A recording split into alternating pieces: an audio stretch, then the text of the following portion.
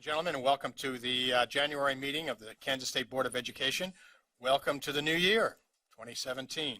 And this meeting will be a meeting that we reorganize ourselves as a board and move ahead. Before we begin, I'd note that Mr. Willard is not with us today. He's on sick leave. So we wish Ken well and pray for his speedy recovery. I would also at this time like to welcome Ann Ma, our newest member.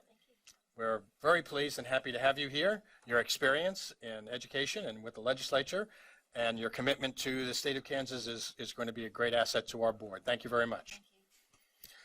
I'd also like to welcome Dr. Skaggs from Baker University and the Baker students. Student teachers, is that right?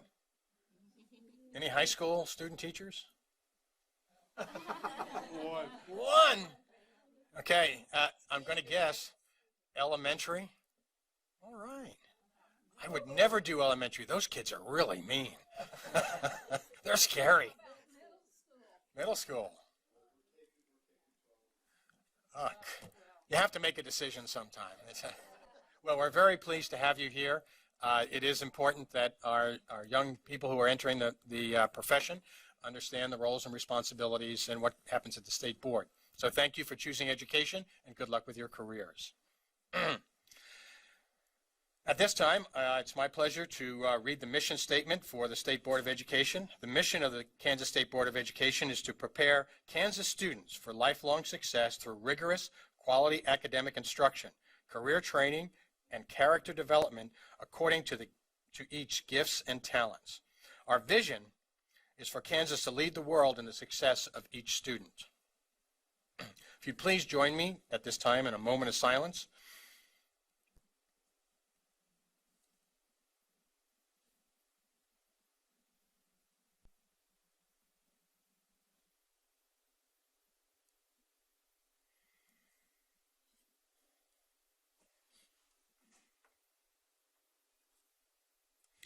Thank you very much. The next item on our agenda is to approve the agenda. But before we do that, I'd like to remind the board members that we adjourn today no later than 4:10.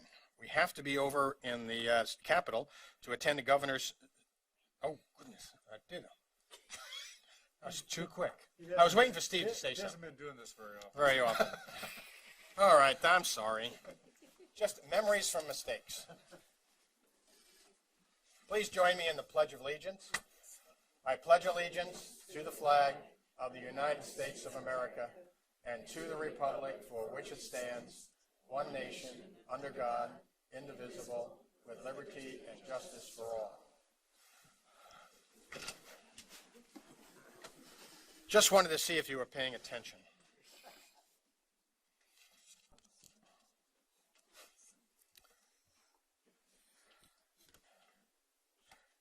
As I mentioned, we are duty-bound to be out of our meeting by 4:10 this afternoon. Earlier would be really nice, okay, but by 4:10, so we can get across the street and be seated for the governor's State of the State address, which begins at 5 o'clock.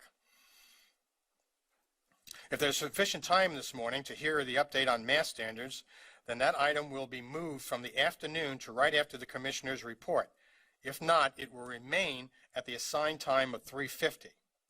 At this time, are there any other additions or changes to today's agenda? Kathy Bush? Mr. Chair, I move we pull 18C for future action. Okay, is there a second? Second by Dina Horst. Are there any other changes to the agenda? Hearing none.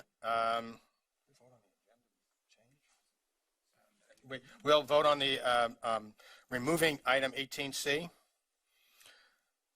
All those in favor, please signify by raising your right hand. Those opposed, same sign. Motion passes 9-0. Okay, now we'll approve the agenda. All those approving the agenda for today as corrected, please signify by raising your right hand. Those opposed, same sign. Motion passes 9-0. Yes. Well, oh, you're abstaining. I'm sorry. I thought I saw your hand. Thank you, Steve. The minutes are our next item on the agenda. Are there any corrections or additions to the minutes for the December Board of Education meeting? If not, may I have a motion to approve the minutes as presented? Dina Horst moves.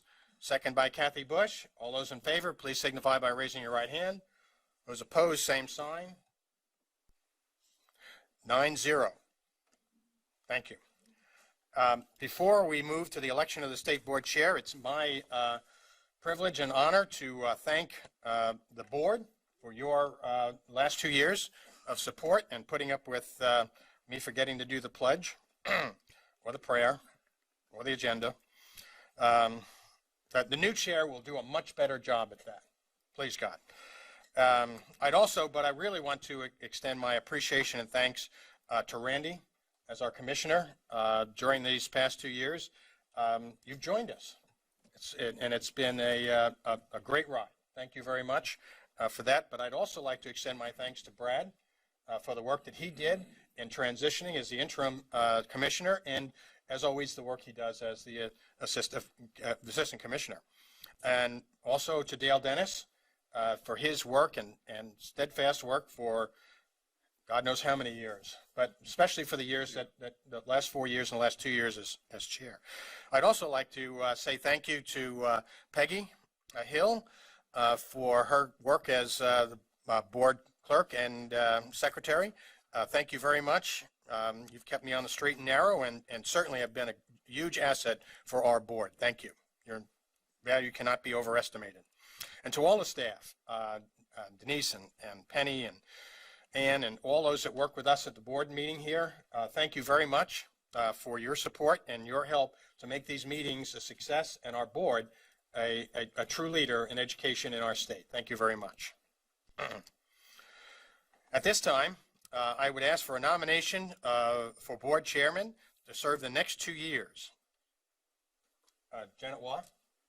Mr. Chairman, I'd like to nominate Jim Porter. Jim Porter has been nominated, seconded by Kathy Bush. Thank you. Are there other nominations? Hearing none, I don't know if we really need to do this with a ballot since we have only one nominee.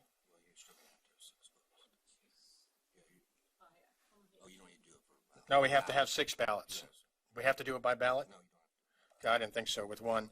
Okay, all those in favor of the nomination of Mr. Porter as the chair of the State Board of Education, please signify by raising your right hand. Those opposed, same sign. In opposition, John Bacon, and Mr. Willard is not here. Okay, so congratulations, Mr. Porter. You now have the duty, honor, and privilege of changing places with me. And to all of you that are here, and especially those in the back rows who have, thank you, thank you. You guys have done a great job. Thank you. But now it's Mr. Porter's turn. Mr. Porter.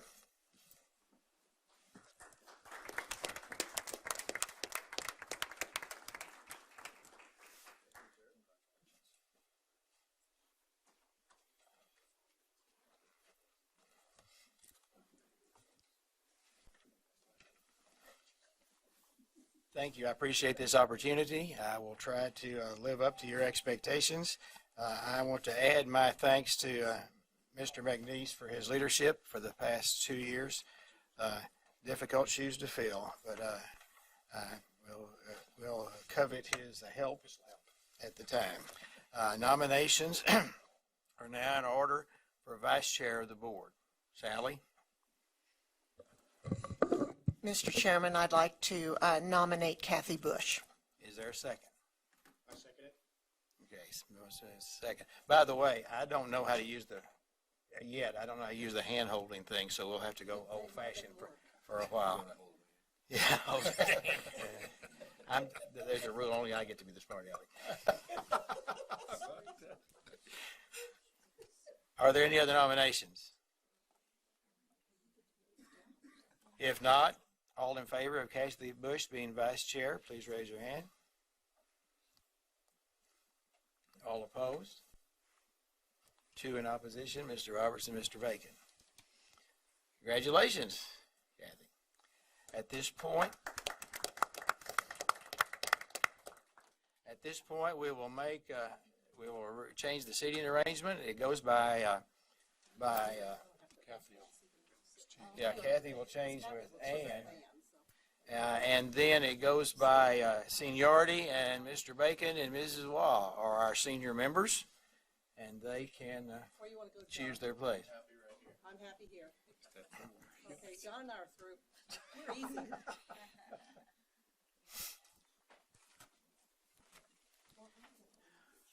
Who's next? Ken Willard is next. Ken Willard's next? Okay, then that's So the second one's there. Okay. Sally Cobble is next. I'm going to move this time.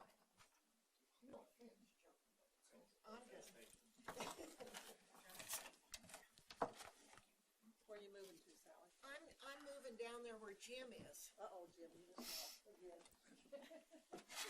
Hey. This is the best place to sit next to me. We have the same thing going. This could be dangerous. I don't have anything of yours. Sally, Steve, and me. I'll take Janet's stuff now for 2 years, Jan. Nobody likes to sit by me because I take their stuff. This is your. No, this is yours. Oh, It yeah. didn't change. That's Jim You have to McNeese. take that with you. No. Well, yeah, okay. Jim Porter's coming. Well, I'm not moving. I'm not touching her. Are we? I could just finish the seating. Okay. Because I don't know where I'm going to. If I wouldn't have moved, we would have. He doesn't know where he's going.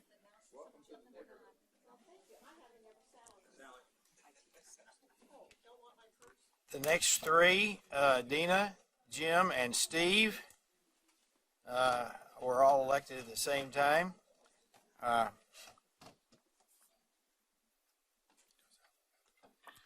Alphabetically, Dina, I'm fine staying.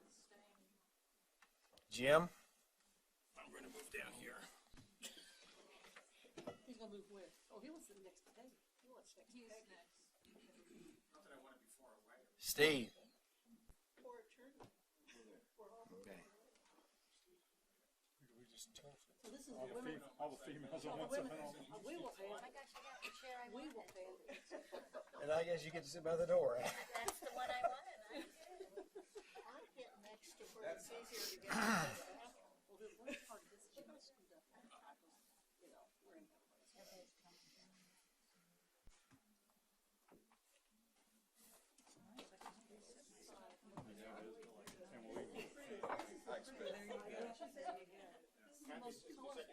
This is mine.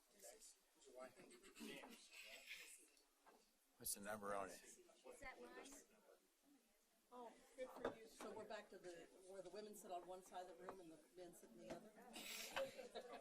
So now I have yours still. our board is divided, we'll say men. Here's yours. Where you landed? Next to Peggy. I've seen this take forever. This is a good chair, too. Oops, I'm sorry. Thank you, Steve.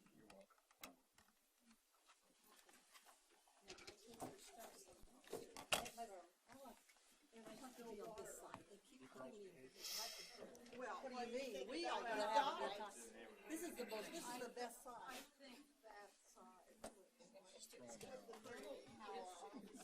Sorry. You guys look very dull over there. This is bright and colorful. Oh, I gotta be diplomatic. Yeah. Are you ready? He has trouble controlling himself.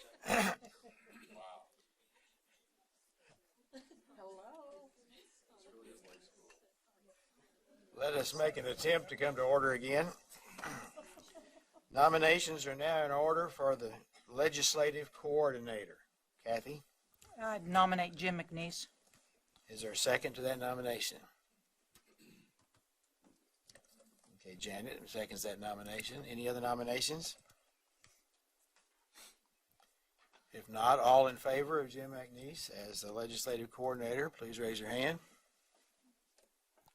1, 2, 3, 4, 5, 6, 7, 8. 8. All opposed? John Bacon in opposition. Nominations are now in order for assistant legislative coordinator. Dina Horst has been nominated. Is there a second? Kathy seconds the nomination. Are there further nominations? If not, all in favor, please raise your hand. 1, 2, 3, 4, 5, 6, 7. All opposed? Mr. Roberts and Mr. Bacon in opposition. Motion carries. Nominations are now in order for the policy committee. The current policy committee members now are Janet Waugh, who is the chair, Kathy Bush, and me. So nominations are now in order for Kathy. Nominate the chair, Janet Waugh, my friend over there. I am so thrilled. Is there a second? They used to be friends. We used to be friends. Now, do we do this all at once? Do we do nominate three, or do we just do them one at a time? One at a time. Okay. All in favor? Any other nominations? All in favor of Janet, raise your hand. 1, 2, 3, 4, 5, 6, 7, all 9. Unanimous. Another nomination?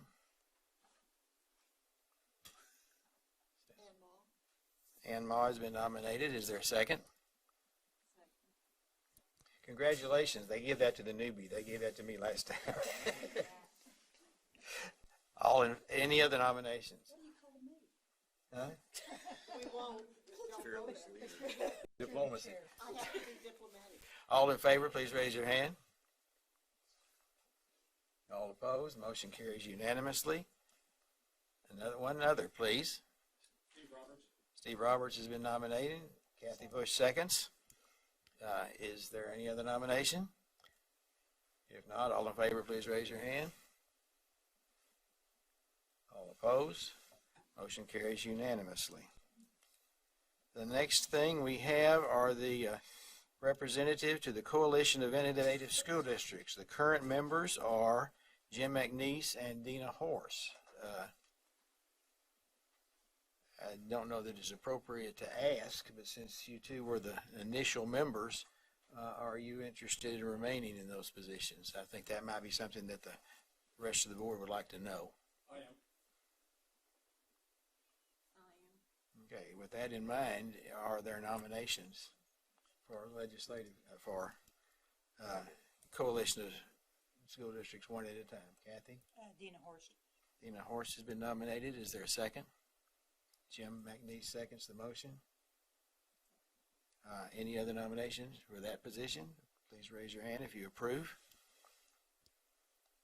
Motion carries unanimously. Next nomination, please.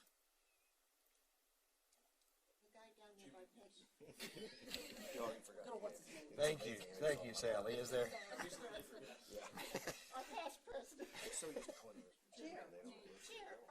Is there a second? I'll second. Here, let me get this for you. I'm used to picking up after lawyers. I'll second. Thank you. Kathy seconds all. It's serious sometime, you guys. I want you to understand. And we do know everybody's name. Would you please pay attention? All in favor, please raise your hand. All opposed, motion carries unanimously.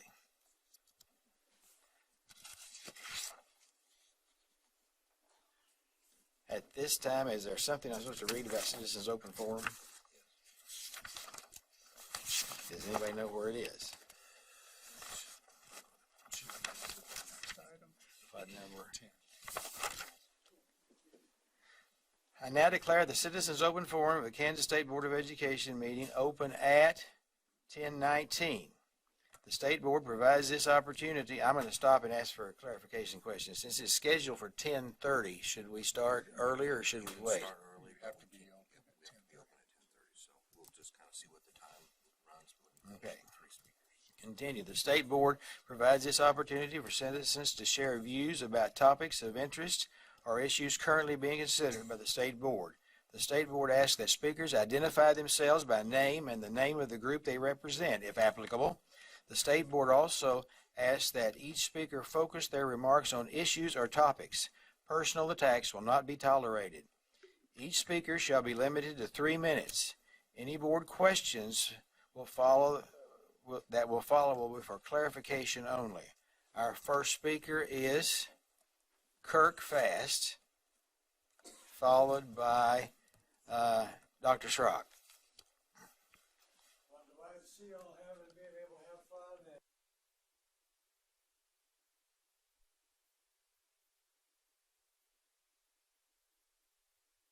And as Sally said, sometimes y'all do get serious, or I guess that was Janet, excuse me. But it's nice to see you all back. It's lovely to see a new face on the board here. My own personal representative. Wish you all well.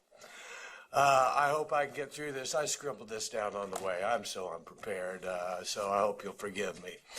But, certainly education is constantly growing and expanding field of endeavor, and it must place huge demands on this body. Science, math, technology, even history.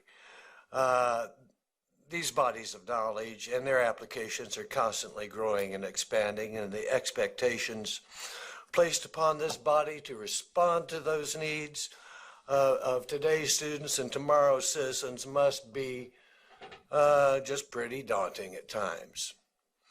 I'm not here to lessen your burden, just be upfront about it, but actually there are some areas that are somewhat more benign. I'm so pleased to see that the Rose standards are being including in the that funding must be sufficient to meet and include those in here, because there is one word, civics, expressing a concept, citizenry, that just delights me. The other things that are in there are important too. These are more life skills and common sense sort of things, but civics, essentially the political science of citizenry, of how to denote the rights and responsibilities of being a citizen. As an educated, informed electorate, as we all know, are necessary for a healthy and functioning democracy. And it seems to me we're a little bit off track on that here lately. That's personal. I don't subscribe to Facebook or Twitter or Reddit or really any social media beyond email and Google. I rely most on traditional media and social discourse, and that serves my needs quite well. However, our expanded media, and certainly including and particularly social media, has opened our sources of informational communications exponentially, sometimes compounding and confusing the information that's presented to us, and that has an effect on our ability to be the good citizens that we strive for ourselves and your future students to be. And there's concern. I meant to speak to this a month ago, or maybe it was 2. I don't know. I came down here and you all were gone somewhere else. I got a minute left. Fake news. That's what I'm concerned about. I think it is incumbent upon all of you and you to kind of lead the way to see that there is instruction on how to separate valid and reliable information from persuasive speech that promotes things some people would like to believe in but are not supportable and often contradicted by actual and provable and valid information. Debate certainly plays in here in significant ways, but it must be able to be supported by evidence, provable evidence. And I see my time is up, and like I say, I apologize for not being better prepared. I really try and usually when I do this deliver something a little bit more succinct and on target, as well as sometimes entertaining. is the best I can come up with today. So I'm trying to have a little fun too, just like you all starting off. Hope everyone has a great couple of years here, and hope the legislature will support you fully. Thank you. Thank you, sir. Next speaker, John Richard Schrock, followed by Vernita Edwards. Welcome and welcome to retirement. Yes, thank you. And I speak as an individual, as always, and not for any institution. As of 3 weeks ago, Education Week came out. This is after your last meeting.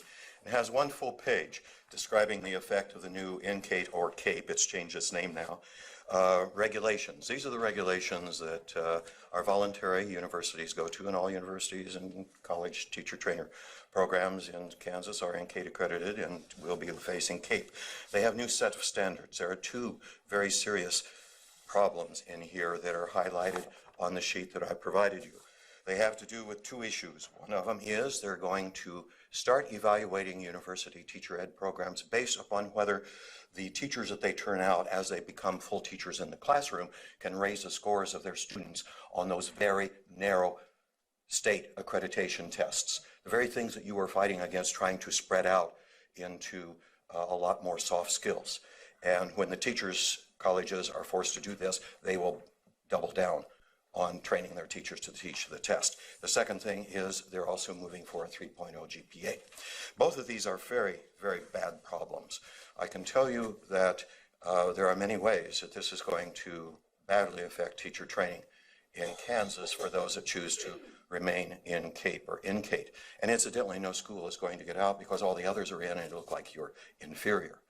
But first of all, you have not only training the teachers to teach the test, but then I can send my best student teacher to a very impoverished school district in our city, and the test scores for those kids is going to say that that teacher is a failure and my program's a failure. I can send my most mediocre student teacher to those affluent schools, Johnson County, Goddard, Derby, Washburn-Row, and they will come out fine, looking like they're great.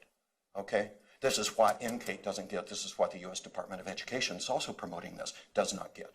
That teaching is a whole lot more than just getting the scores up on two very narrow tests. Okay? But this is now going to be the criteria, and you can see who failed and who didn't fail on this sheet that I handed you. The second thing on GPA, raising it to 3.0. Okay? Finland, wonderful Finland. Okay? They take from the top, why don't we? Well, maybe. Two of you were around way back when Mary Brown was on the board and we met in Hutchinson, and there was a proposal to raise it to just 2.75. I remember going down and speaking. I could actually get to data and show that half of our good teachers, outstanding biology teacher of the year awardees and so forth, and the number is large enough I wasn't violating FERPA, came from the 2.5 to 2.75 bracket. Okay? Sometimes a 4.0 student teacher, not always, but sometimes learning is so easy for them that they're not good when it comes to teaching, even though we teach them other ways of teaching, and they just repeat it again louder. It is not true that GPA is related, once you get above a 2.5, to quality of teaching, and that's what they're saying here. Okay, I can discuss more with you. You have received the CAPE in your email, and I'll make sure that Ms. Ma gets it as well. Thank you. And thank you. And I failed to ask when Mr. Fast was finished, or were there questions of him? Okay. For John? For him? Yes. Okay, Yes. go ahead. Thank you, Mr. Chair. On standard 3, I'm trying to understand how this will be calculated. It's not 3.0 on an individual basis. So how are they planning It's a on group cohort. A group cohort. So you Yes. could have someone at a 2.0. You could have someone lower, but they're going to be finding some way. Now, the way in which these systems will be gamed are, one, through grade inflation, and I'm afraid schools of education are not known for having an average score being a C already. And there's then also the fact that it's going to have a heavy impact upon the math and sciences that do have an average score in the area of C. So those are the teachers you're going to see dropping out as the teacher ed puts in the qualifications in order to get their schools up to a cohort of that. You will see that quite a few of the schools in here are very critical of this for that very same reason. Okay. So yes, it doesn't require, what we were looking at way back then was a 2.75 hardcore GPA. What they're looking at is a cohort for the whole three. Actually looking through my past, I could do it, but it's not in there as a requirement. And some of my best student teachers have been below a 3. Okay? Yes.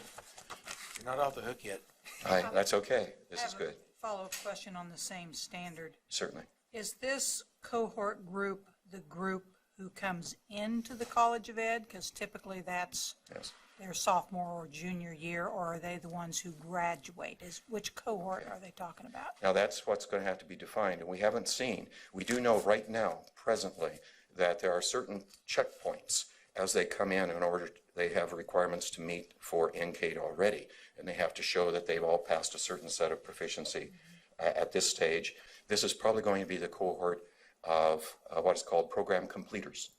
And this is the technical name that they use for the individuals that go from July 1 to June 30th that completed their program there. Now, some of them are defining program completers, depends on the school you're at, as only those that also pass the PLT test and the content test. So they could go through successfully complete and they still won't get their degree because that school has gamed the system so they get 100% program completion as well. It gets complicated, doesn't it? But gaming the system is becoming very common anytime regulations are put through like this, and it doesn't help. So the cohort has not been defined yet. It is defined differently. As I looked up the schools, 2 of these schools I looked up, and they were defining it differently, and it is not in the CAPE standards that I sent. It is not defined very well. What they were thinking was, as a group goes through, the ones they're looking at. Well, currently, the ones they're looking at is the set of program completers year by year. Okay, Okay. thank you. You bet. Yes. Thank you, Mr. Chairman. I look forward to reading this, Richard. Do the initiatives put forth here push us closer toward the generalized science license? There is nothing that speaks in here. Of the 11 states that have the in-depth training, biology, chemistry, physics, and so forth, as we do, and the 39-plus District of Columbia that have the one-size-fits-all broadfield science, that is not spoken of, and you'll find that most of these here actually run broadfield. But they take whatever system that you have adopted as a state, and they go with that. Okay? Yes. Define for me Broadfield. Broadfield is what we do currently in Kansas for middle school science, which is to say 2 or 3 courses in biology, 1 or 2 in physics, 1 or 2 in chemistry, 1 or 2 in earth science. And that forms a middle school science teacher.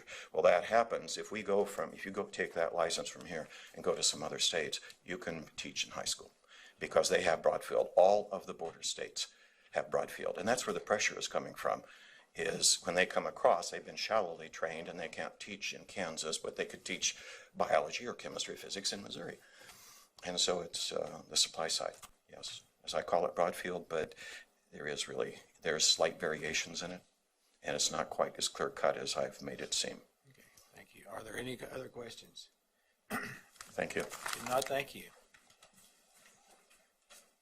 Since the regular time has now arrived, or if there's anybody else, if there's anybody else that wants to sign up, this would be the time to do that. And now we'll hear from, is it Vernita?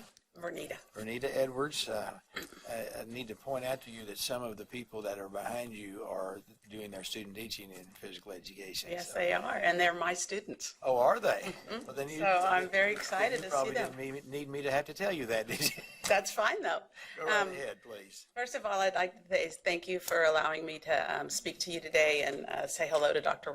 Watson and thank the board for allowing this open forum. I'm so excited that Baker students are here, 3 of them of which are physical educators and I've had in class. So I'm very excited that they have an opportunity to watch you in action. And we're excited about the excellent products that we are developing at Baker University and moving forward into the state of Kansas into their schools. But the reason why I'm here today is I'm representing the Kansas Association of Physical Education, Health, Recreation, and Dance. And I want to talk to you a little bit about the recent ESSA regulations that have passed, Every Student Succeeds Act. And my purpose is to talk to you a little bit about the role physical education can play in that act and kind of bring attention to our content area and the importance of our content area. One of the things that I feel like I need to start with is that we very much support the mission of the Kansas State Board of Education. In your mission, you talk about preparing Kansas students for lifelong success through rigorous quality academic instruction, career training, and character development according to each student's gift and talents. And I really think under the leadership of Dr. Watson and your leadership as a board that you have moved from the focus of only academic growth to include more of an inclusion of a whole child.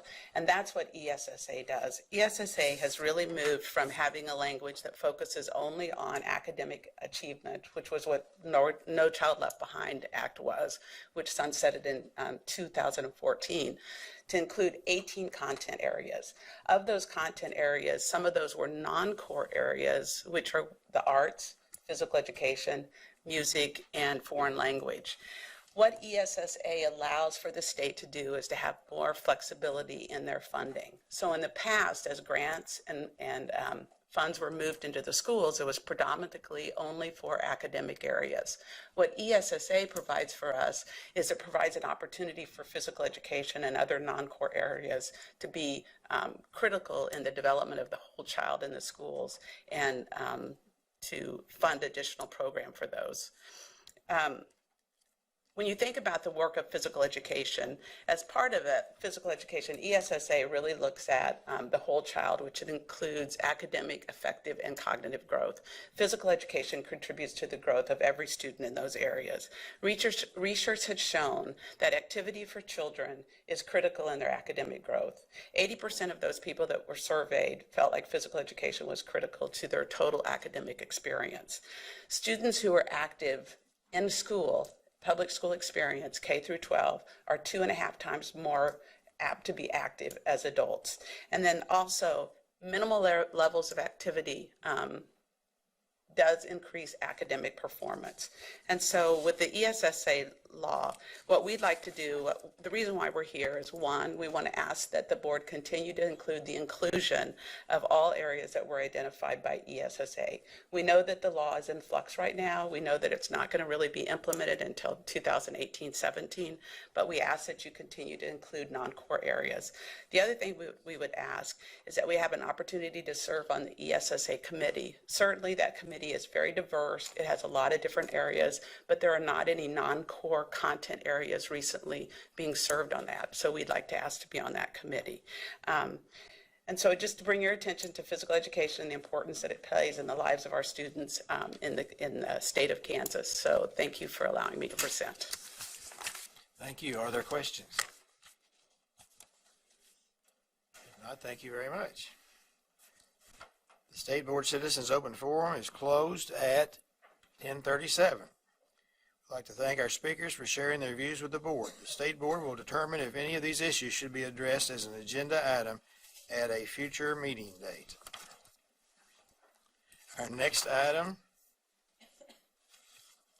is the approval of the of this year's dates for board meetings. It's found in a resolution that has to be adopted for dates. Is there a motion? Motion been made, seconded by Dina Horse. Discussion? All in favor, please raise your hand. All opposed? And it is 9-0. The next item of business is the appointment. Is this a resolution also? Okay. The appointment of the board attorney. Is there a motion to Jim McNeese? Who? And Kathy Bush seconds. Discussion? All in favor, please raise your hand. All opposed? John Bacon in opposition. Might want to recommend that in the motion it specifies who the board attorney is going to be. Yeah. That you are appointing a specific person to be your board attorney. Yeah, clear up whatever we don't do right. We could redo it with the statement of Mark and his firm representing us. Or read the recommended motion. Okay, the recommended motion is moved the State Board of Education approve the designation of Mark Ferguson of Gates, Shields, Ferguson, Hammond, PA, Overland Park as a state board attorney. That was your motion, right? That's correct. Okay, we're going to vote again to make sure that we do it right. All in favor? All opposed? Motion still 8-1 with Mr. Bacon in opposition. Our next item of business is to appoint the board secretary. I can get to the right page. That's because the page isn't here. Sorry about this.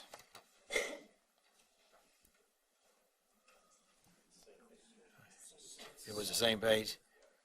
I have a motion to appoint Peggy as the board secretary. Sally, is there a second? Dina, discussion? All in favor, please raise your hand. All opposed? Motion carries unanimously. At this point, we'll take a 10-minute break. You're already doing good.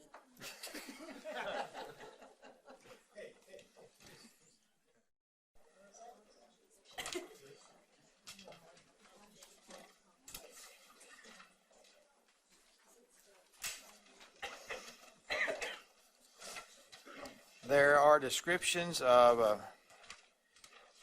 various committees appointed by the commissioner or the chair in your packet. There's a blank committee preference sheet. Members should record their names and choose 3. It would be very helpful if you could rank those that you're interested in. If you are currently serving some position and would like to be considered for something else or would like not to be on that place, please indicate that also, and we will meet today and try to address those and have those appointments made for the next 2 years during tomorrow's session.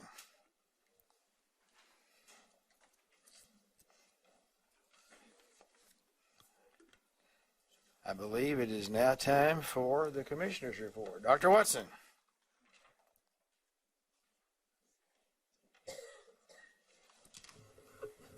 Sorry, Mr. Chairman.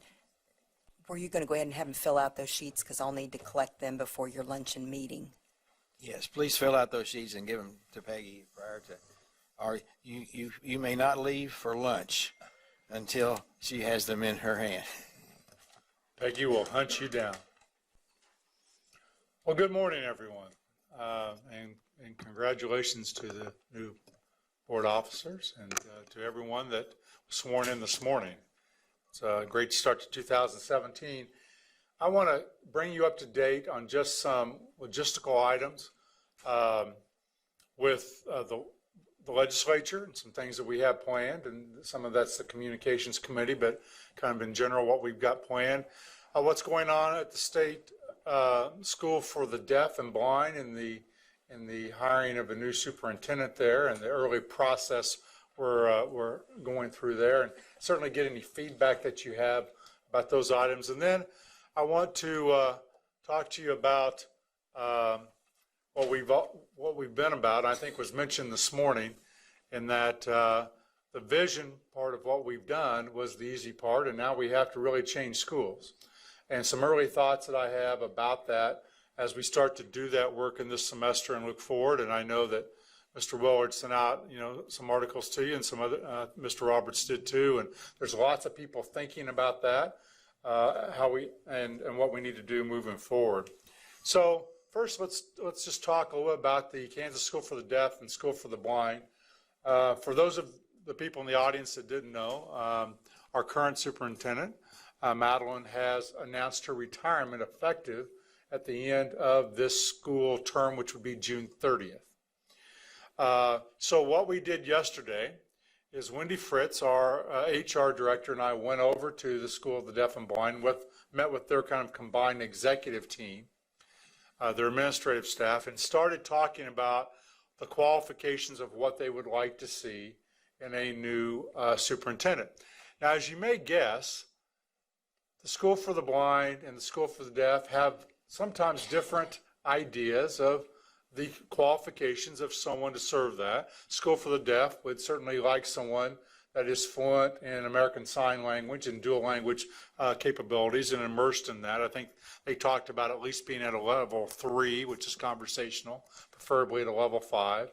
School for the Blind is less enamored about that, and they would certainly like to know about disabled students who are visually impaired. And so we're trying to mesh this combination while making sure that whatever job description we put out there, we can draw applicants to that. You know, you can eliminate everyone from an application pool if you're not careful. But they gave great suggestions, and we're so grateful for their time there. And many of you will remember Sue Gamble, and Sue, serves there and gave great input. So appreciate that. The tentative time frame, and again, some of this will depend on the applicant pool and how the search goes. We'd like to bring to you a recommendation by April or no later than May, so that we can then work in the transition with Madeline over the last couple of months of her contract, if that's appropriate for whoever's selected. If it doesn't work, we may look at having Madeline do some consulting back in the transition over those summer months to make that work. We are going to be conducting a nationwide search. I will tell you that the pool for any of this, both of those type of schools, will be small and limited. I asked the administrative team yesterday, how many legitimate qualified applicants would you expect? And they said around 5. Now, I think we will have more than that, but I think those that they feel really meet the qualifications. So it's not going to be 30 people, that we're debating here. It's going to be a small pool because there are just a small number of people that do this job.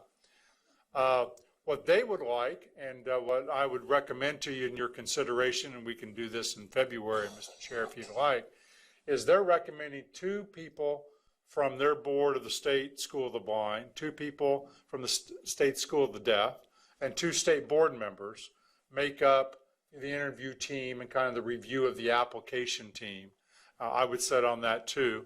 And that, so we review the applications, we would bring some number, 3 or 4 to interview. They would be the core of the interview team. And then a recommendation from that would come back to the entire board. Because as you know, you serve as the board to hire that person and oversee both of these schools. And finally, Wendy Fritz is going to give you on paper and in a report in February, a very detailed outline of the time process, the brochure that will have gone out, exactly how we're going to flow the days of the interview, how we'll release information to the public, etc. But I just wanted to give you an update that we have been working on this over the holiday vacation, and we did meet yesterday. So the process is going. So you asked maybe what's taking place right now is that administrative team and the School for the Deaf and Blind are honing the job description of what they want. We in turn are producing a brochure with that. We will then share that information 1 week from today with each other, make sure that we're refining that, and then Wendy will go back and meet with them again. So I'd be happy to answer any general questions that you have. My thought, Mr. Chairman, is maybe as a matter of a protocol for February, that you could solicit over the next month someone or some ones that may be interested in that, and maybe appoint those at your February meeting if you so desire. Thank you. Janet?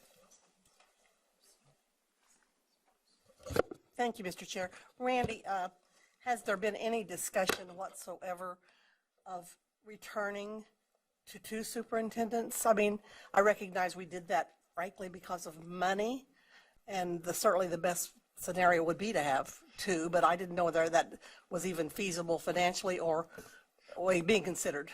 We did not consider that because of the financial situation that both schools still find themselves in, and the unknown certainty of what may even be produced in a state budget tonight and tomorrow morning, that we really did not consider that, even though I think that would be ideal. I think that's a perfect way. But the money situation continues to shrink, for all state agencies and schools, and I think there was some real concern about that. Okay. Thank you. You're welcome.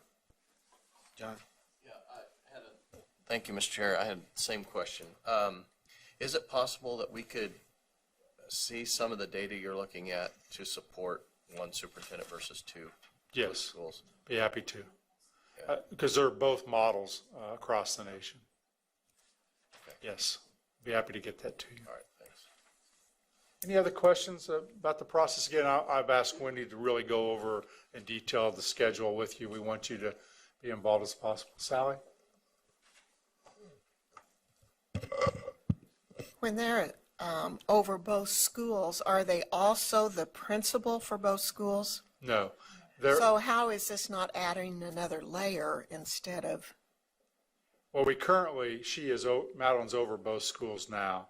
yes, There and are is she also the principals or principal? directors at both of the schools. There is an assistant superintendent at the School for the Deaf.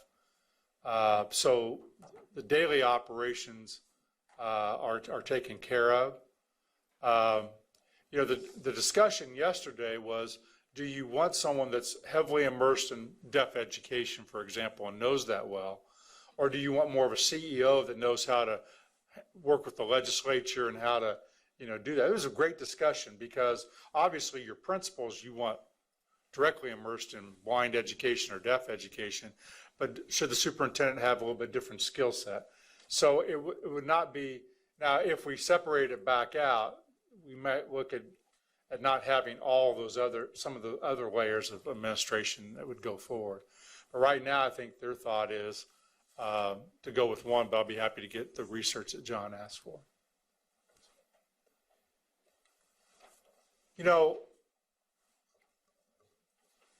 Vision work was hard. Going out and getting the information was difficult. Reorganizing an agency that has been structured around compliance is really challenging, and not because of the people that are here who absolutely have embraced doing that. It's just, I use this all the time. When I'm out and when I talk to students or I talk to faculty and I say, Microsoft wants me to do a little survey today. How many of you Binged this morning? And very few hands go up. How many of you Googled this morning? Well, Microsoft wants you to Bing. They want you to use their search. They want to be an internet company. Why can't they? Because they started from the ground up to be a software company. And they became the greatest software company in the world. And now they're trying to change.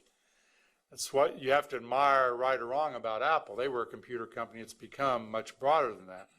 And we are a compliance organization that's trying to become nimble and responsive. And we have great people that are doing that every day. We want to even get better and be responsive to your needs. And we're going through a process being led by the Comprehensive Center that serves us.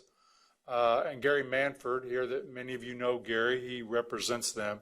And they're taking our entire agency through an alignment process of starting with the board's vision and mission to the board's outcomes, to how do we implement those and how do we get into the field and how do we respond to those. And so what we're doing, we meet next week. And our next step will be the agency leadership. And when I say that, those are the directors and assistant directors, about 30 of us.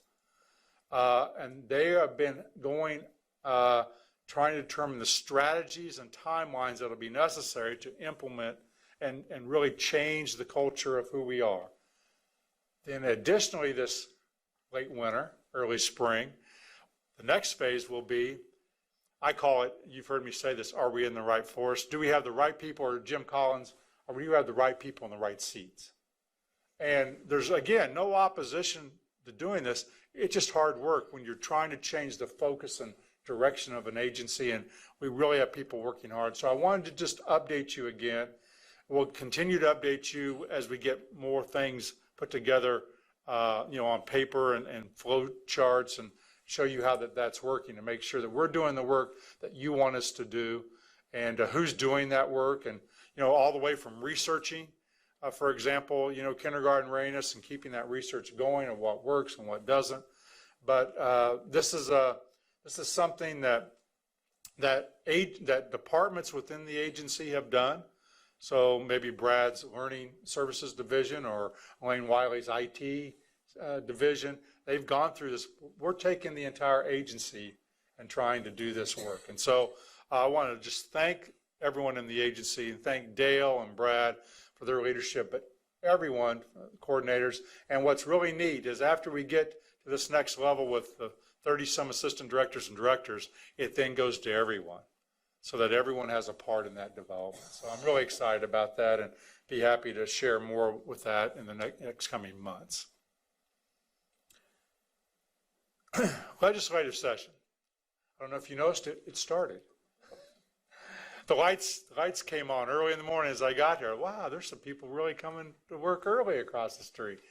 And you know, the communication committee will, I'm sure, talk some about this, but we have a new revised postcard system that you've all been very instrumental. I want to thank Peggy. This is a lot of organizational work on, yes, Peggy and Ann and Denise and Penny, but the postcards now will go out specifically with your picture and name to the legislators that you represent. And I know some of that's a crossover, so we'll share that, but it'll be more personalized. We did the first video. There'll be a weekly video. These go out for 12 weeks. They'll be launched by a video to me that will be sent to the legislators saying, you're going to be getting a postcard, and here's what it's about. So this week was just welcoming them back, telling them how much we look forward to working with them in partnership, and we're really anxious for that. So that is all started. We already started some committee meetings are set up that Dale and I are both visiting. Dale will be meeting with the House Budget Committee. We believe that that is the committee that will oversee the new school finance formula in the House. And Dale will be doing what we call Budget 101, the history of the school finance bill and what it looks like going forward. Next Thursday, I will be before the House Senate and the House Ed committees, 1:30 and 3:30, talking about your vision. And I hope that several of you can make it and be there for that. And I would certainly ask if you would like to be a part of that. Please let me know, include you in that. But it will be certainly sharing with them how it came about, what Kansan said, and what we do going forward. Would you repeat that again? Yes. Next Thursday at 1:30 and 3:30. And I believe the Senate, I hope I don't get this wrong. Penny's will probably look at my calendar as I speak. I believe the Senate's at 1:30. No? Didn't you think it's the opposite? Is that opposite, Penny? Thank you. House is at, I should have deferred to the former legislator. House is at 1:30 and the Senate's at 3:30. And those are the House and Senate Ed committees. So welcome that. We will be doing several meetings with them. There's some individual meetings with chairs that are taking place and individual legislators have been taking place and will be taking place this next week also. And we hope to have for you, this is something we'll be talking about, an opportunity in February during your normal meeting day that maybe that evening of the first meeting we can get together and have a little reception or dinner with both the entire committees of the House Ed and the Senate Ed, and we've done that in the past, so we'll be asking if they would like to do that. It's a new era for them, as a new election. It's in some ways, a new era for us and a new election and new seating arrangements, and we look forward to a real close relationship with the legislature moving forward, and I'm confident that we will have that. And finally, I just want to remind you of this and then talk about the heavy work. And there's two things I just want you to remember. I always think, how do we make this simple? Why are we where we're at currently with the board's vision? Leads the world. We're going to lead the world in the success of each student. It comes out of two primary sources. One, very important, the people of Kansas. I oftentimes, as I speak, and I'm sure this is true when you speak, people say, we want to thank Randy for his vision. This is not Randy's vision. And in many ways, it's not yours. You put it together. You organized it. This is the people of Kansas. Largest qualitative study ever conducted. And I know you feel this too. We intend to see this through, what the people of Kansas want us to do. It's not what the flavor of the month. This is what they wanted. And I just point out on this slide, here's some of the takeaways from that research. Quality pre-K education, including all-day kindergarten. That was, we've talked about that a lot. But think about those changes in school culture. And I've talked about this, that varies a great deal. You guys right behind, you're in the middle of student teaching. I'm telling you, you're in the middle of a revolution that this body in front of you is adamant about the redesign of the Kansas schools to meet the needs of every kid. So when we talk about changing culture, what Kansans said were all over the place about that culture, but what was really instructive, what they all agreed upon is, and this is, it's easy for everyone to agree, but it's really hard to really institutionalize this. A student who's going to go on to Washburn Tech to be a welder is just as important as a student, is just as important to their family, is just as important to the state of Kansas as a student that's going to be a teacher or a pre-pharmacy major or a lawyer. That we need to value every student and what their career aspirations are. And Kansans were loud and clear when they said, and we're not doing that. That one group of kids are seen as second-class citizens. And I always have to, whenever I start this, it always reminds me, especially you guys seated here, for too long, whenever we've talked about the redesign of schools, we've either intonated or directly said, it's these people's fault, the teachers that serve us. And it is not.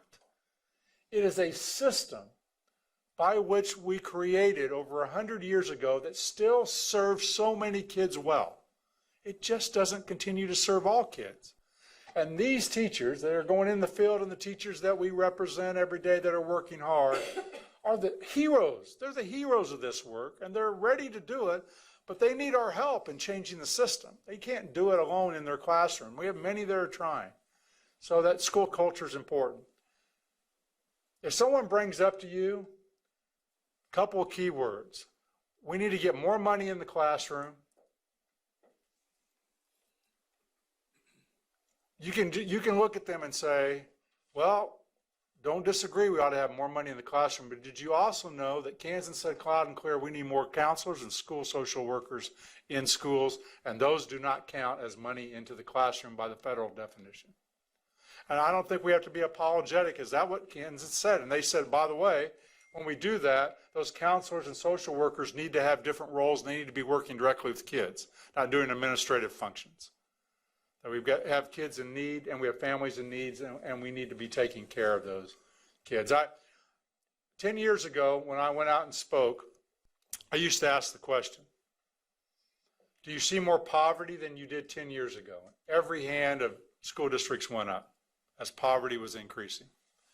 Now I go ask the question whenever you speak out in your district, do you see more kids with mental health needs than you did 10 years ago? And watch the number of hands go up. I listened to, you heard from Dr. Stessman just last month, I believe, or talk about he has seen at the high school level students with mental health needs that he never dreamed he would see in school. And so Kansans were very clear. We've got to do better in that area. And so when people say, then, well, we're going to direct more money to the classroom. Well, sure, but we have to direct more money here. Why? Kansans told us that that's what they want. Collaboration with schools and business is essential. Essential. We're too separate. We've got to link together. We're too separate. And we talk about how we do it together. We've got to be integrated. Same thing with the community. So we've talked about this. Boy Scouts, Girl Scouts, 4-H, businesses doing job shadowing and internships, and all of that has got to be ingrained. So I talked about code. When someone says to me, more money in the classroom, I get a little antsy because I think that's code for not more money. When I hear educators say, Kathy, I don't know how we're going to do this. We're just so busy. That's code for we're going to see this as an add-on. This isn't an add-on. We need to restructure the core part of education. It's got to look different. And that's difficult. It's difficult for all of us because we went to this school, environment, and we have that. So I point this out as, why are we making this change? Kansas said to make the change. And of course, the last one, which is directly in your vision, schools need to be reorganized around the student, not around systems. I had a great conversation this morning with an excellent language arts teacher who I admire greatly, who's getting her PhD. And she said, Randy, we're having a discussion in our PLC time at her high school. And I just wanted to get your thoughts, because I respect your thoughts. And we're discussing, what novel sets, the ninth graders should read and the 10th graders. And I'm telling them that we've got to read, and I'm making this up a little bit, we've got to read Julius Caesar in 10th grade, because that lays the groundwork for when we do the Scarlet Letter in 11th grade. And what do you think about that? And I said, if we continue to think that every kid needs the same curriculum, we're going to continue to miss the kids that we're missing now. And she responded, was very gracious, but that's the way we have thought. And it serves many kids well. Jim, the lieutenant governor, we served him well, and we'll continue to serve certain kids well, but we have to be attuned to that. Otherwise, we will continue to have somewhere between 10 and 30% of our kids not being successful, and that's generally dependent upon the amount of poverty in that school district. We just have to look at that difference. So that's first. Second is this little piece of data from the Georgetown policy, what the economic drivers are in our state and the post-secondary needs. So if anyone ever asks, why do we have to do this? Kansas told us we have to do it. They demanded that we do it. Largest qualitative study. And by the way, the research on the job market in Kansas says that one generation ago, in the 1980s, one generation ago, this number was sitting at half of this amount. And whether you agree with Bernie Sanders or not, in between that awesome football game last night that I was watching, I did flip over and I heard him say about the college for all, and whether you agree or disagree, he said something. He says, what was a high school diploma several generations ago is going to require more. And that's certainly true. We need more kids to have post-secondary success. But if we continue to expect every kid to go to 4 years of college, we're going to miss the boat. So those two things drive. And finally, I want to share with you some research from Gallup. Those of you who are at the annual conference heard. Gallup says this is important in what they see as successful young people. Gallup research, not exactly a fly-by-night institution. That long-term projects are important for depth. Only 32% of kids get to experience that. Only 30% of kids have internships or job shadowing opportunities to find out what it is that they want to do. Only 20% are extremely involved in extracurricular activities such as drama, debate, music, and so forth. And Gallup says if you combine all three of those, only 6% of American students have access or engage in that. They also say this, lessons from their research. Caring is king for the development of a child.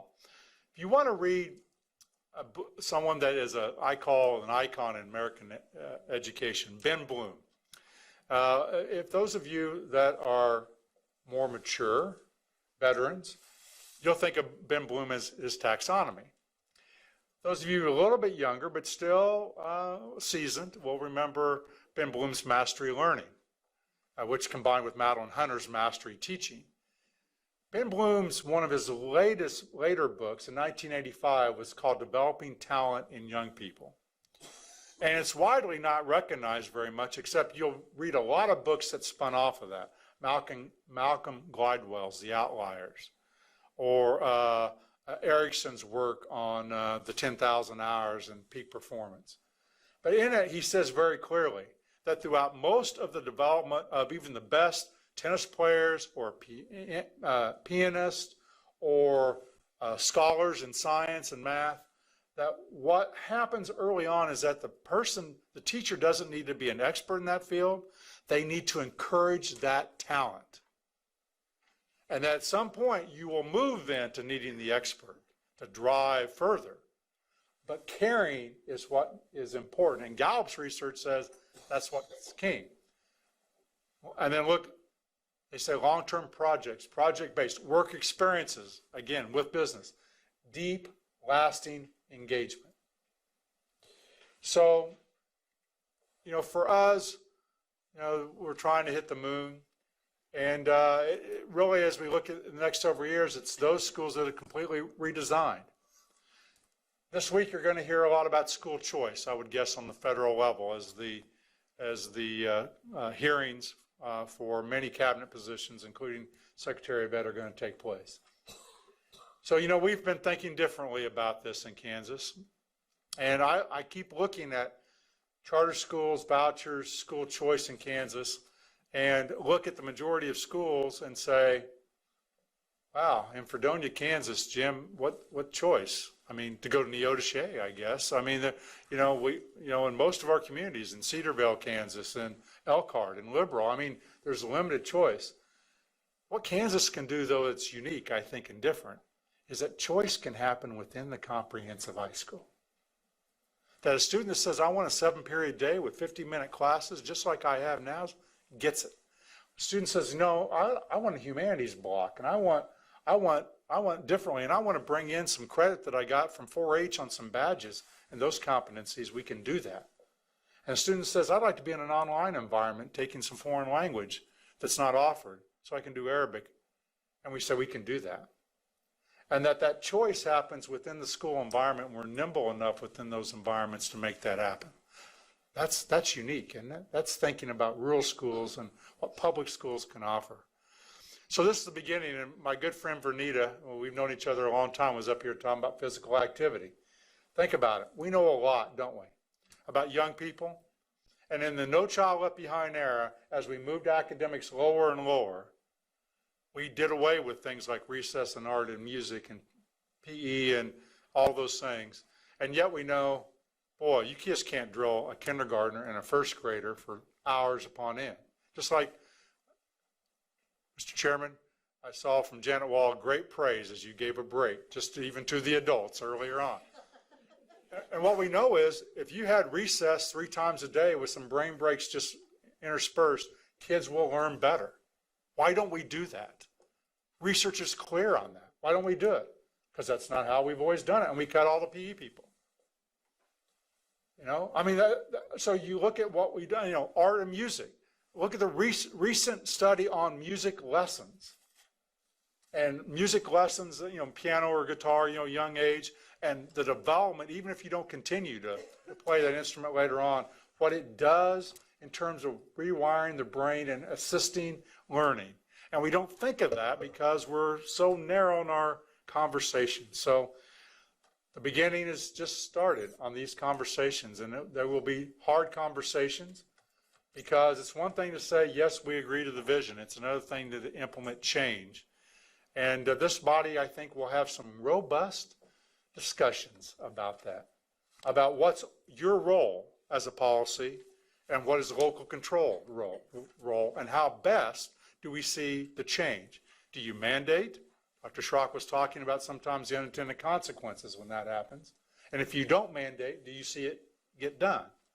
And that balance that we all will struggle with going forward. So with that, I stand for any questions. And Mr. Chairman, thank you for the opportunity this morning. Okay, are there questions?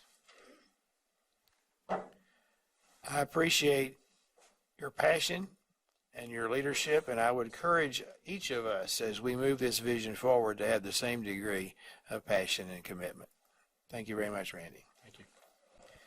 I believe we're ahead of schedule, so at this point, we will recognize the information-only update on the math standards.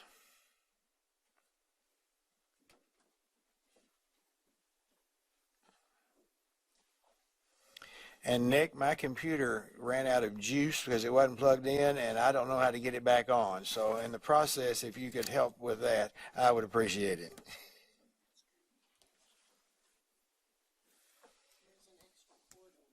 It's plugged in now. I just welcome.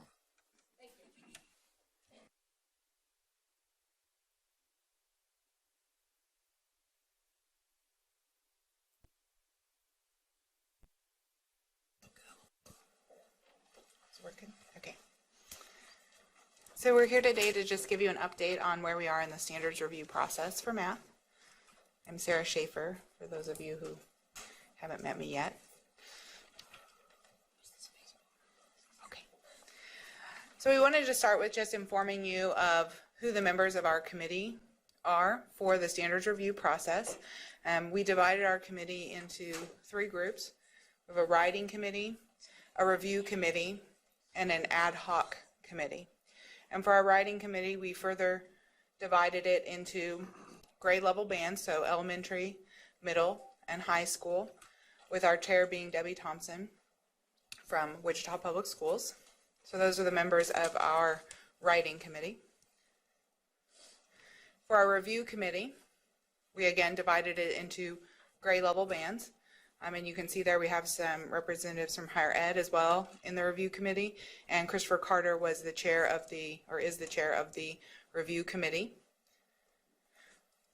And then finally, we included ad hoc members. So to get some input from business and industry, different education organizations, and parents to make sure they're aware of the processes that we go through to review the math standards. And so these were members that served in an advisory or ad hoc role to think about the needs of parents, business and industry, and higher ed and KSDE requirements. So where we are, we met as a writing group in May to work on completing draft 1. And then because it took longer than expected to go through the updates for the writing committee, we met again 3 days in July to finish those updates.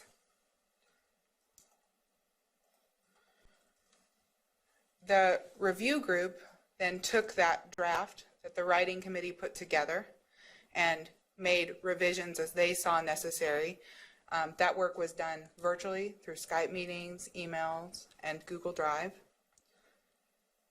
And we also introduced at the annual conference that draft 2.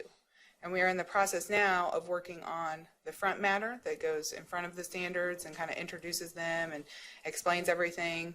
And Melissa's going to talk a little bit about some of the major changes that have taken place. I'm significantly shorter than Sarah.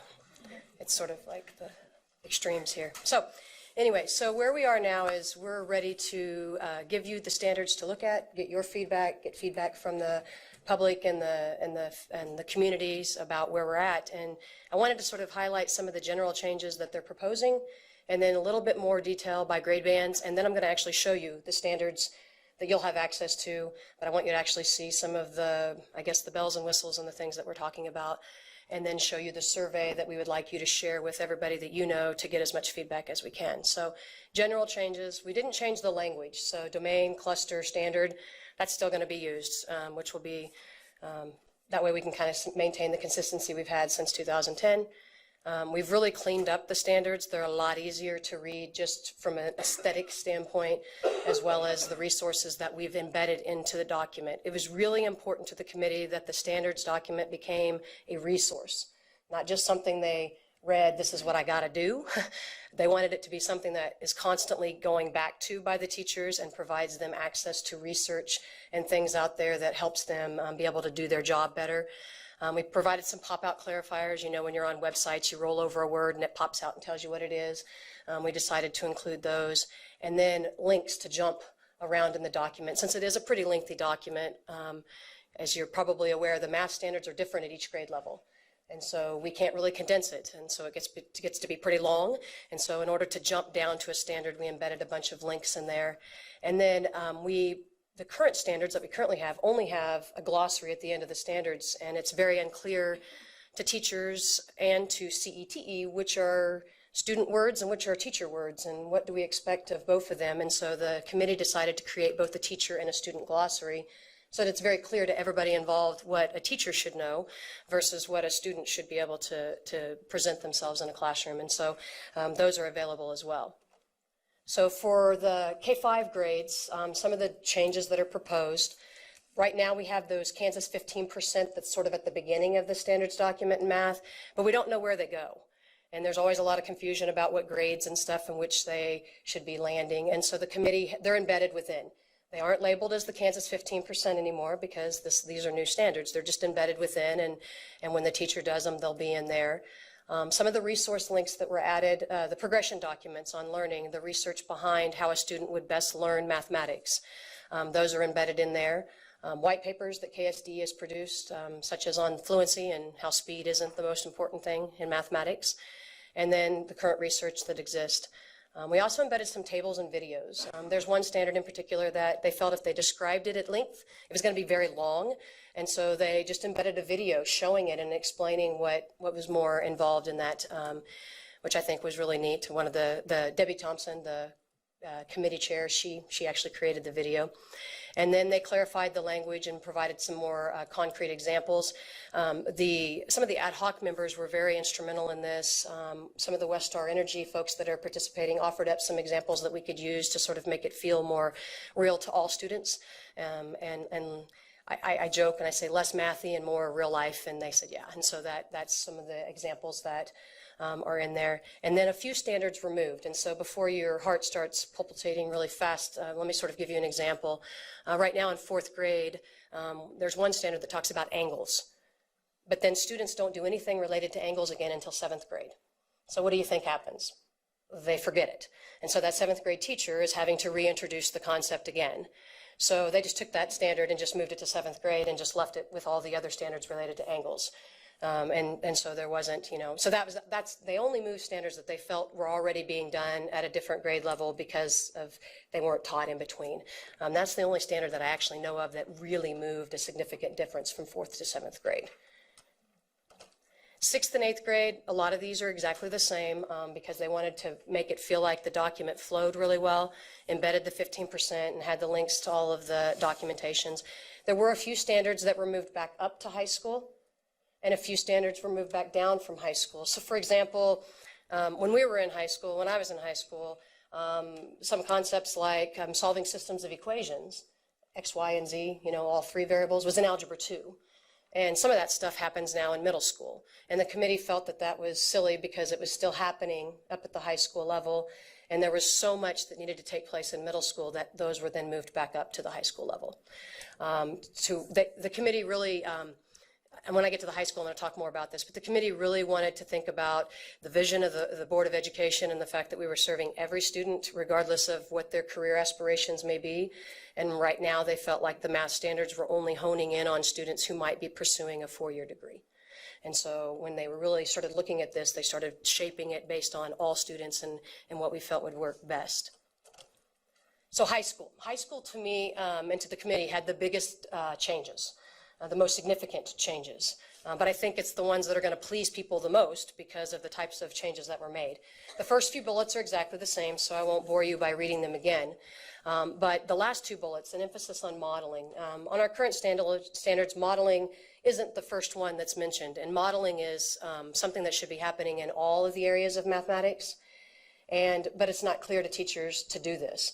And so they just took the modeling standards and put them first, to sort of emphasize that these are important, that we'd be doing this in all areas of high school mathematics, and they added a visual graphic and stuff that I can show you later if you'd like. But the most significant change that I'm the most excited about, but it's really important that people understand it when they look at it, is the notation that was provided for high school. Our current standards are just clumped by like geometry, algebra, whatever, but they're not by grade bands because, as you know, local control, some schools teach integrated math. Some schools do Algebra 1, Geometry, Algebra 2, or Algebra 1, Algebra 2, Geometry. And since it's all over the board, well, how do we go about labeling these things? Well, they decided that there were some standards, regardless of whether you were integrated or whether you did the more traditional mathematics, that lend themselves to be 9, 10 grade level standards. And those would be ones that would land on the state assessment, right? I mean, that's because we test in 10th grade. And so those standards that are labeled 9, 10, the committee felt should be in the first 2 years of high school mathematics. If you want to talk about it in terms of content, it's more Algebra 1 geometry stuff to sort of make it relevant to those of you who kind of have an idea of the mathematics. Those standards that are labeled 9, 10, 11, usually it's like at a cluster level which is a big chunk of standards. And then within there, there'll be some standards that you'll teach in 9-10 grade, and then some standards that you would teach in 11th grade, so that it lets the 10th grade teacher know that it's okay to stop here because your 11th grade colleague is going to extend this concept into the 11th grade mathematics. Those that are labeled 11th grade are those that we felt that the committee felt that should be landing in that third year math. And then the plus notation, it currently exists. The plus notation would be for that fourth year math, because in Kansas, you all know we only require 3 years for graduation. And so the plus notation refers to those that students would take that fourth year math, or they might be supplemental standards that you would teach if you have a group of students that are really digesting and getting the standards really well and you need to enrich their environment. You could grab onto these plus standards and do that. Right now, currently, there's not a lot of them. There's a few, but there's not a lot. With the proposed standards, there's a lot. And the reason being, the high school folks, they really debated and had long conversations about where a student should get to. And right now, college algebra and algebra 2, which should come first? Algebra 2. But if you look at the standards and the outcomes for 2, algebra 2 is more rigorous than college algebra. So a student, we're expecting all students in Kansas, every single student, to be able to do work beyond college. The logic didn't make sense to the committee. They should be taking algebra 2 and then moving on to college algebra as either a fourth year math course. Now this is for just the run-of-the-mill student, not the accelerated students. That takes on a totally different beast in and of itself. And so when they were asking the question, they would look at a standard and they would say, is this introduced and taught in college algebra? If the answer was yes, it became a plus standard, because in their mind, that's a college concept that should be, you know, not limited to just college students, but be for those students who are ready for it, not for every single student that's out there. So you'll see a lot more plus notations because of that. And in geometry right now, there's a great long list of standards, and they felt they needed to shrink it in order for the teacher to be able to go deep like we wanted to. And so they plussed some standards, knowing that some teachers may use those standards to teach a concept like folding patty paper and things like that, whereas other teachers may not feel that they need to use that to teach it. So there's some sort of individual teacher choice. So the high school has the most proposed changes. As I have been doing trainings since the annual conference that Sarah referenced, I've shared this with high school teachers, and there's a lot of excitement about the fact that we've limited and move some of those standards upwards. So I think that'll be a positive thing. Next steps, before I show you the standards, we are going to go and do our town hall type meetings. The 5 sites that we're going to do are Dodge, Hayes, Pittsburgh, Topeka, and Wichita. We sort of tried to spread it out. Those cities were chosen, 1, because they're spread out, and 2, because I have committee members that live in those cities so they can help present. And be able to share their experience on the committee. I have the dates, and I will send those to you. I just secured all of them this morning, so I apologize for them not all being on there. But they will be in February. All of them will be in February, except 1 will be the first week of March. We avoided January because we wanted to give enough time to get it advertised out there to get as much involvement as possible. And then the committee will come back together in March, the entire committee, the writing and the review committee. We'll look over all of the feedback provided by you, provided by the community, teachers, anybody who fills out the survey, make any final changes or tweaks that we feel are necessary, add in that front matter that Sarah mentioned that we're creating, and then hand that off to you guys, hopefully present it to you guys in May, and then hopefully be adopted in June or later if need be, based on the feedback that we receive from you after that. So you'll have access to this. You can get all the website documents, but what I would like to do now is show you what the standards look like. I mean, I'm not going to go page by page by page, but I just want to kind of give you a highlight of what they look like, and then show you what the review website looks like. You'll have these links so you can share them and stuff out there. So bear with me just for a sec. So what they look like right now, and I'll zoom in and zoom out based on your faces and whether you can see it or not, because I can see it, but it's here. So if you're all doing this, I'll try to zoom in more. But basically, this first page that you see here, we currently have overview pages, but they're sort of like bullets and spread out and stuff. Right now, each grade has an overview page, and within that page, you will see all of the major areas listed over here on the left. and under it, each standard. And here's the links that would jump to the standard. So if I click on this link, CC1, it'll jump to that first standard. Anywhere that you see text that is blue and underlined is a hyperlink that either jumps you within the document or takes you to an external resource that would then open up on your computer screen. Anywhere that you see red text is that popover feature that we talked about. So you saw me hover over it, understands last number words said, and counting and telling how many. So it's a hover over feature. I can hover over any word that's out there in red. Now, why are we having you guys look at these? I had to go in and write all the code. So there's likely to be a mistake in there. Maybe I missed something. So if you hover over a word and nothing pops up, I hope that you let us know via the survey, but you're real gentle to me and let me know that I need to fix it. On each page, we also have the standards for mathematical practices, which the committee felt were immensely important. If you click on it, so I'm just going to click on this one just to give us an example. If I click on this, it's going to say, do you really want to open this? You know how that all works. You just say yes, and it'll open up a resource that's related, and we have to wait on this computer to however long it takes. It's getting there, maybe. And if it doesn't work on this computer, then I'll have to kind of go back and tweak it, but it will. Here we go. It opened it up on here. So it opens up the document on your computer, and it's the standards for math practice, and you can click on the grade that you're looking at. We were on kindergarten, so I click on that, and it gives me a lot more information as a teacher about what that would look like in my classroom. So what does it look like to make sense of problems and persevere in solving them? And then it gives them a description. Again, this is just for the teacher in terms of helping them understand what the practices would look like, but it's also for administrators. When they're walking into a classroom, they can kind of get a feel for what the kinds of things they should be seeing. So, but these are customized for each grade. So the language that you'll see will change. Obviously, the older a kid gets, what they're displaying and showing will change as well. So that's one example of a resource that's there. Critical areas for kindergarten, that happens in each grade level as well. Then you get into the actual standards. Okay, so we have our cluster area here. Again, every word that's in red you can hover over, so feel free to do so.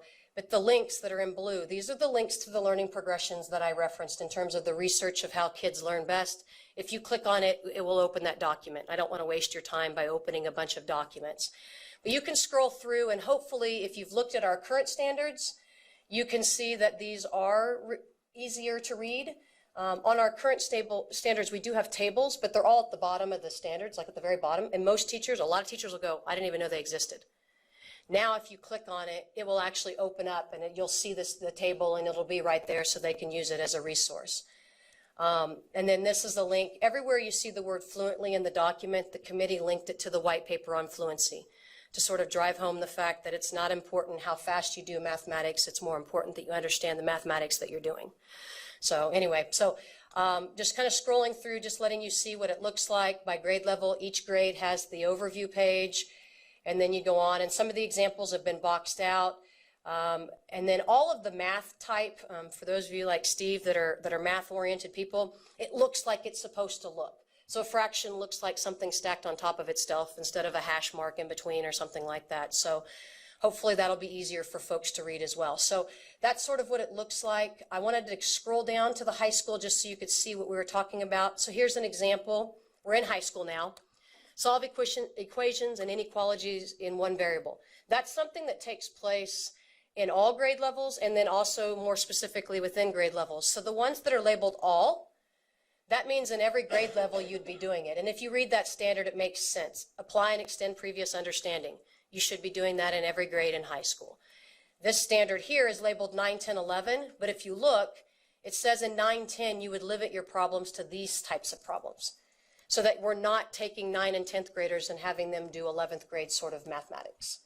Our current standards doesn't break it down that way for the teacher, and so they have to make the decision of where to stop. And now it's sort of helping them sort of know that this is, and it helped, Alicia Stoltenberg is on the ad hoc committee. She's at CETE, and she helps sort of create the math assessment. It really helps them when they're writing the items to make sure that they're not writing items that are beyond the grade level that's expected. So, so that's what the standards look like. I don't want to close off of here. Are there any questions or anything you want to see related to the standards before I show you the survey? I don't. see any hands. So let me pop up the survey here. I got to highlight the link. Sorry, I don't have it memorized yet.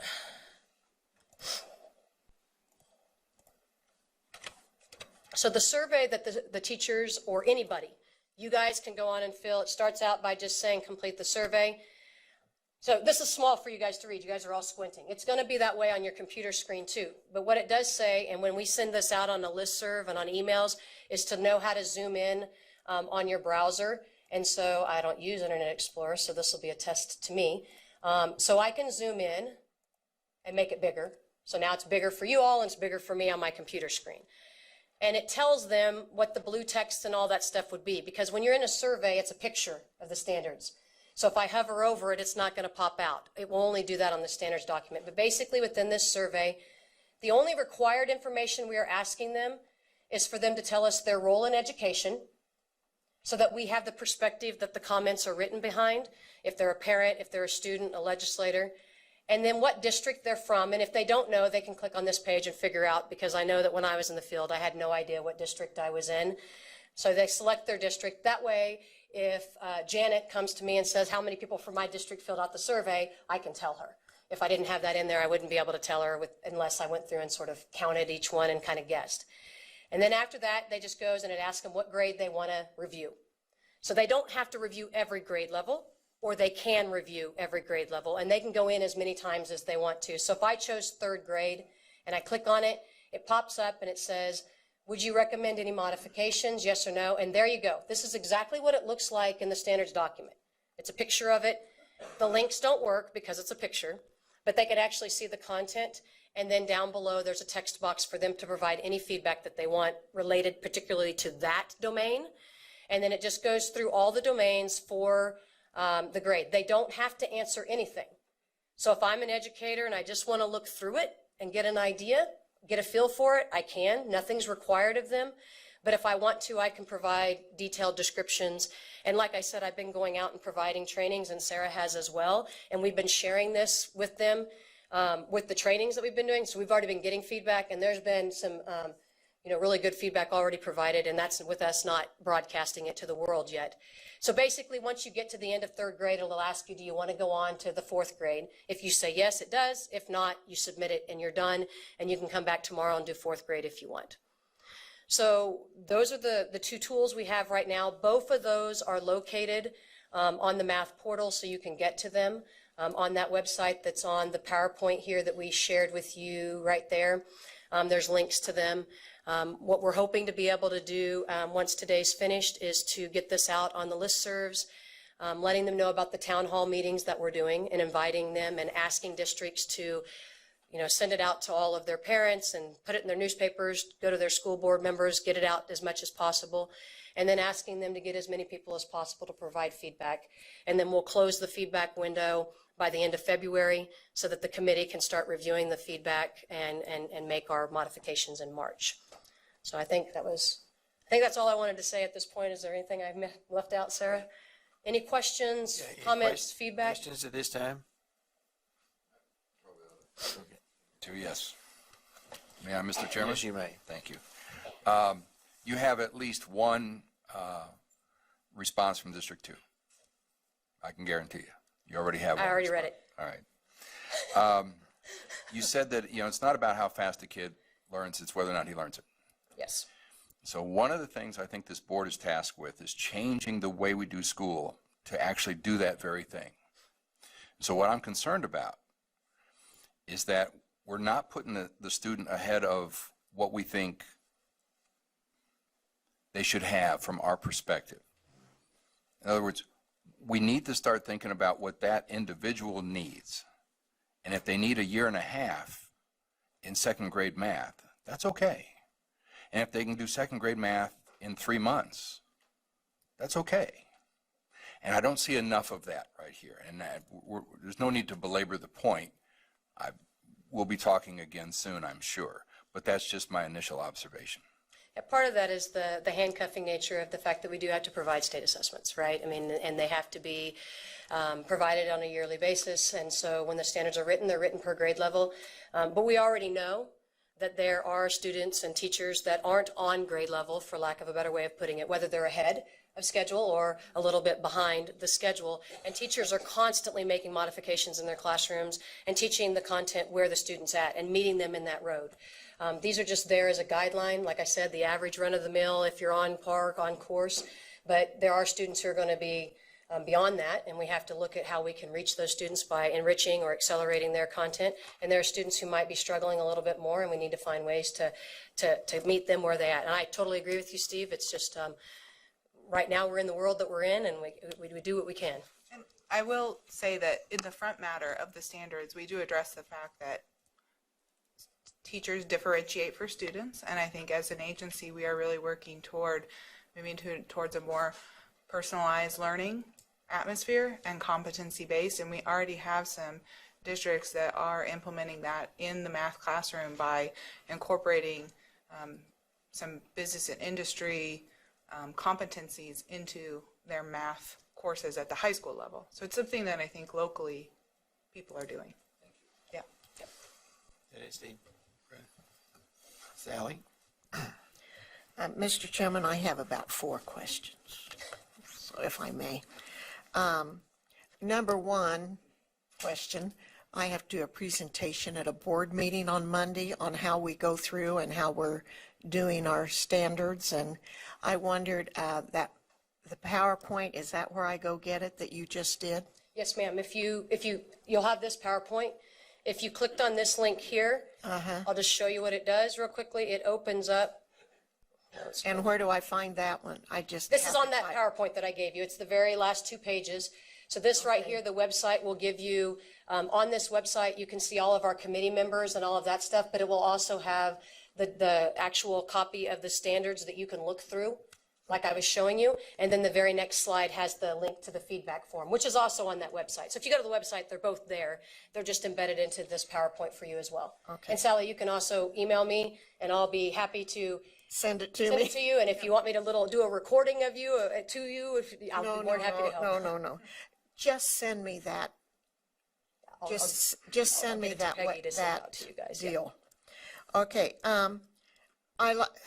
I too am concerned on something that Steve said on making sure that these standards are flexible enough for the teacher to use, not by grade level, but by the child's needs. But you confirmed that, you answered that question. I'm also concerned when you go back and you look at these meetings, where you're having the meetings, are you using the service centers at all in helping you with this? So the service centers will be used in terms of broadcasting and advertising it. The locations that all of these are going to be are at an actual school. So Dodge City is, I can't remember exactly what it's called, but it's at one of their places where they can house a lot of people. Hayes is at their school. Pittsburgh's at Pittsburgh High School. Topeka's here at Highland Park High School. And Wichita is actually going to be at Wichita Area Technical College. Shelby Jensen's on I would just like to challenge you that you have some teachers that need this that are going to have to be on the road too long to be able to get to some of those spots by morning to do a workshop and go home at night.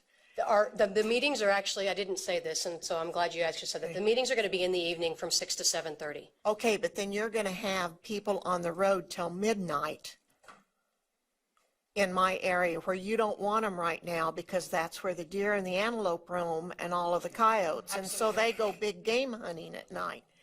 And so I challenge you that you do not have you need to add a couple of town hall meetings just for I would recommend Salina, and I would recommend something out more by Goodland like at Oakley. Then drop down and have something at Sublet so that Elkhart doesn't have to drive 3 hours. And Johnson and Syracuse, you've got them on the road too long. Most of this, and I'll take your considerations and I'll talk to my leadership and see if they want us to add others. The other option that I was planning on doing was, it won't be obviously as rich as if you were there in person and hearing all the questions, but I plan on recording. Like this, using Skype, where there'll be like an online recording, so that if you are where the deer and the antelope roam and you don't want to go out because of the snow, then you are more than willing to just are able to log on and watch the video of it, which is sort of an update like we just provided you all. And then if they had questions, they could contact Sarah or I with that. And Then they the can only actually thing- live Okay, if it is live and into they that can, so that they can ask questions while we have the meeting. Like Okay. if they have the Skype link, then they can either type them in, that kind of okay, thing. something live for them because Yes. Right. we, If it's- yeah. we're short math instructors anyway. Yes. And so we have some marginal instructors in some classrooms out there. And I want them to be serviced and have as much help as they can. And they need that one-on-one. We're kind of in a different era Yes. than what we used to be. Well, and So, just also to just kind of reiterate, this is only just to sort of let them know that they're out there to look them over. Once they are adopted, Sarah and I will be living on the road, I imagine, this summer and all of next year, going to any district that needs us to be able to make them really aware of the changes and detailed organization and show them and being able to train their teachers. This is just to get feedback, but yeah, I can arrange for 2 or 3 of the online versions that'll be live, and then it'll be recorded as well so that they could then watch it if they weren't able to join in. And we chose to have them in the evening because we really want it to be a town hall in the sense that people work during the day that are not educators. And we want parents and industry to really be able to give feedback. well, I think that's a great idea. Math in the last few years has caused parents more agony than I think anybody, which leads me to my last question. Okay. Well, actually, I have 2 more, but one of them is, one of the things that when we changed the math standards the last time, I wasn't, and it might be me and no other board member, I was hearing a lot that our elementary math instructors maybe didn't have enough in the content area to teach what they were having to teach. Is that still the problem, or do you think that this has maybe helped them realize that they really do know it? It was just put in a different way. Well, I think that, one, no one knows what they don't know, for one thing. So it's really hard for me to kind of speak to all the educators that are out there. I would agree that content for all, I wouldn't even limit it to elementary. I would say for all math teachers, is the content needs to be built and developed. And not so much that can they do the math, but can they help the student be able to acquire the information and apply it where necessary? Because our system, going back to what Randy said, the system of teacher preparation hasn't been geared so much to helping me figure out how to best teach someone, but more how do I do the math? And there's a few pedagogical things, but for the most part, the assumption was there that if you could do math, you could teach math. And we've all had teachers that could do math and maybe not be able to help us as much. So we've really made it a point with our regional trainings that we're doing that you've seen, and we've had like high participation. Actually, I'm being begged by teachers to add more of them and helping build their content knowledge. I think, I'm speaking for myself, I think that the confidence is rising. I think the confidence will be even higher when they realize that we're not going to pull the rug out from underneath them with the new standards. Because I know there's a fear. Oh, what are we going to move now? What are we going to change? And I think when they see that most of it's staying intact, that will help. But we will continue to infiltrate as many districts as possible and help teachers figure out what they don't know and get them resources and links to people. Well, I think you guys are on a good direction. I really am pleased with what I'm seeing. It's just that I kind of have felt for a few teachers on the math particularly. And I think to speak to that from personal experience, before I was an employee here, I was a teacher in the classroom. And the MSP grants that Melissa was actually administrator of were the best professional learning that I ever had to actually learn how to teach the standards and teach math in a conceptual way. And that's something that is our job. We're 2 people, but we also have trainers to get out there and help people in places like Elkhart really to understand the math and understand learning and teach it better. And some of the clarifying things that we did in the standards, one example is that we changed the language from the standard algorithm to any standard algorithm And that to helps. give teachers more flexibility about the way that works best for them and their students. I just think that maybe rewriting some of these standards gave them the confidence that they needed to. I really appreciate it, and I think you guys have done a good job. I just question your meetings and getting out where, It's very hard to hit everywhere. I know, It is very but it hard. is our job. Yep, absolutely. And so, No, absolutely. thank you very much, and I appreciate that, and I do want that link, so if somebody would email me that link, I would appreciate it. Okay, Peggy says it's in your packet, so. Nina? Thank you. Oh, and it's in my packet. Well, if I'd read that packet. Thank you. Well, first off, I want to thank you for all of your work. But secondly, I want to echo what my colleague, Her new Sally, neighbor. was my new neighbor, was saying, because when I look at where those are located, I see nothing in north central Kansas. And that means that parents, business folks, which there's a whole lot Yes, absolutely. in that area, are basically being told, you've got to go to Skype to participate live. And I guess to me, that's inappropriate. Okay? I'll just be very blunt.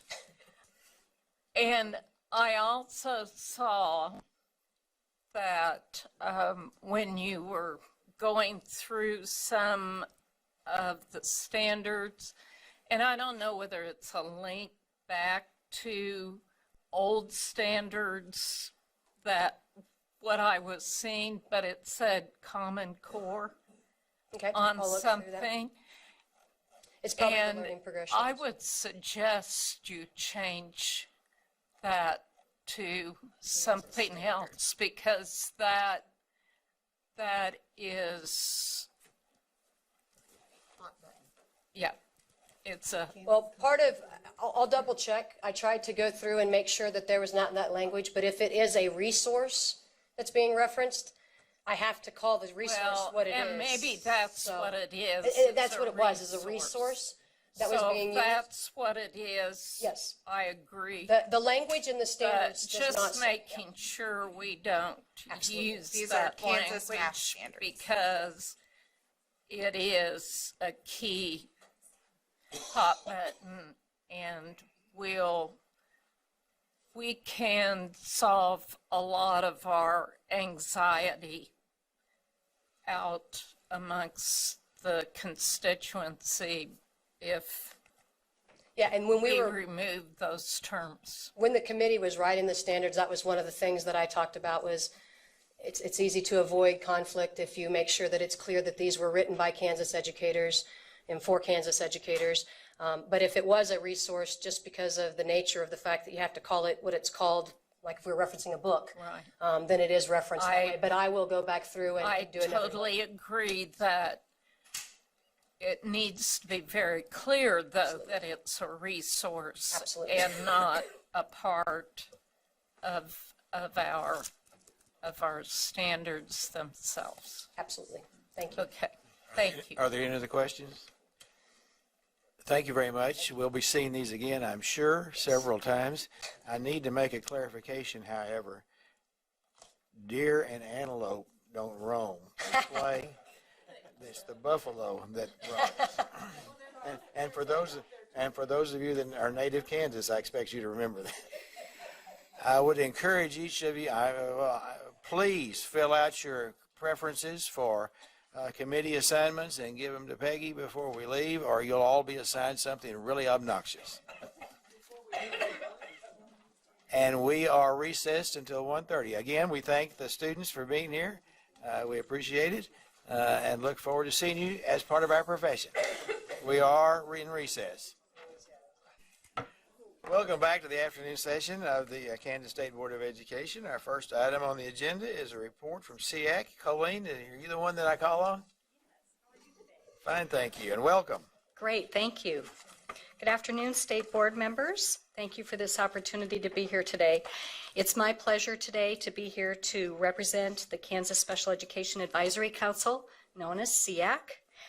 The Kansas SEAC is in place due to the Individuals with Disabilities Education Act. IDEA specifies specific roles and responsibilities to assist state agencies in meeting and serving unmet needs across the state. I serve in the capacity as secretary for the SEAC, and SEAC meets regularly to discuss the unmet needs that we have in the area of special education across our state. I am privileged and very proud to work with these dedicated and thoughtful professionals that take their personal time to come and represent our state. Today, SEAC members will introduce themselves and their role on the Advisory Council. We will begin with our current chair, Dr. Marvin Miller, and we will end with our past chair, Dr. Matt Ramsey. Matt will briefly describe our annual report and the activities. He will summarize the activities from last year's SEAC. Marvin? Thank you, Colleen. Thank you, members of the board, for being such dedicated servants of the children here in Kansas. This is my third year on SEAC. First year I get to serve as chair, and I have enjoyed working with a number of you. Again, my name is Marvin Miller. I am a parent of a child with Down syndrome who is now a full-on fledged high school freshman, so that brings up a whole lot of different perspectives to life. So I dabble in special ed, trying to raise my family as well, and then I pastor in Wellington, Kansas. I live in northwest Wichita.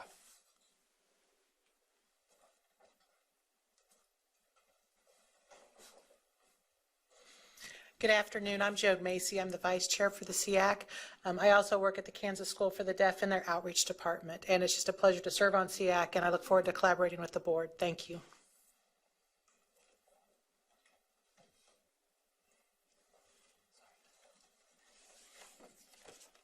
Hi, I'm Amy Damel. I represent Related Service Providers, and I'm a speech pathologist. I work in Sterling, Kansas. I live in Hutchinson, and I'm employed by Lions.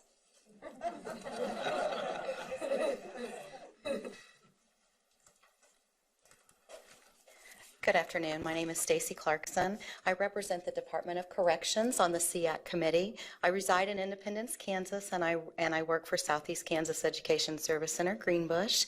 And I just want to say thank you for your service to our citizens and our students of the state.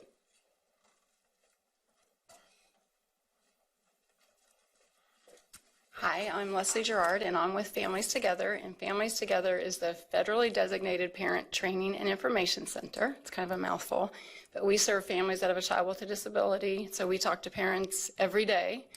I also have a granddaughter who receives special education services due to being hard of hearing, and then I have a son who is new to administration, I guess, at Blue Valley, and then a daughter-in-law who is an ELL teacher. And I serve as a legal guardian for my nephew who has a developmental disability. So kind of lots of different ways that I'm really very obviously passionate about what we're doing on SEAC, and it's always been a tremendous learning experience for me. So thank you for all you do. And I'm not Colleen, so I better say this. Hi, I'm Joan Robbins. I am a representative of a local educational agency, namely Blue Valley. I'm the director of special education there, and have worked with many of you in the years past. This is my last year on SEAC. They're going to boot me off after my 2 terms, so I'm going to miss it. It's been a wonderful opportunity for me. Thanks for all you do. Good afternoon. I'm Diane Plunkett. I currently work for Kansas City, Kansas Community College as the Early Childhood Program Coordinator. Previously, I worked at Fort Hays State University in the Teacher Education Program for Early Childhood Unified. I represent institutions of higher education. I'm also a person with disability. I also am a parent of 2 boys with disabilities, and I look forward to having breakfast with you in the morning.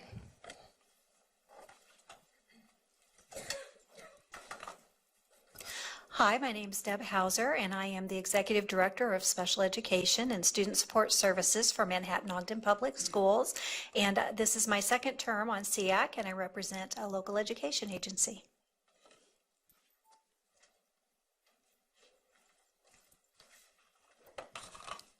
Hello, my name is Rebecca Helget, and I am the Director of Special Education with Gary County Schools, USD 475. I represent Administrator of Exceptional Programs, and also am currently the President of KC, our Kansas Association of Special Education Administrators, and I also have a son with a disability, a second grader.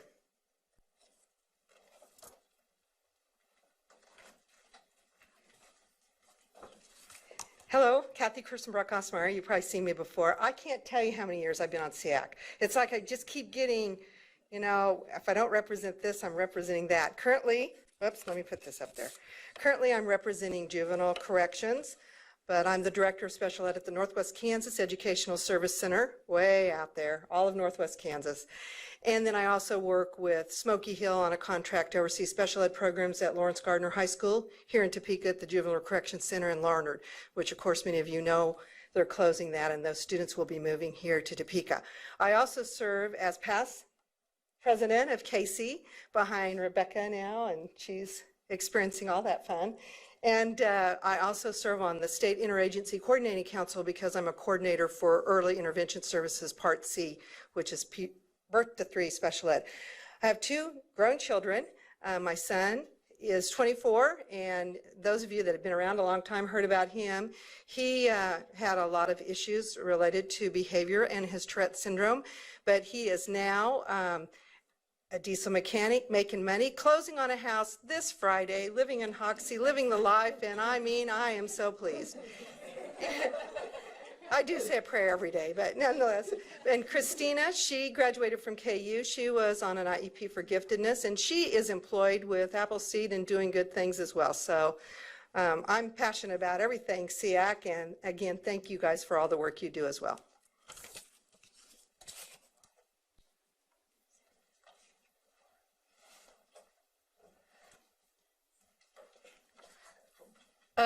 My name is Sarah Schaefer. I'm at Washburn University. This is my 7th year of doing SEAC.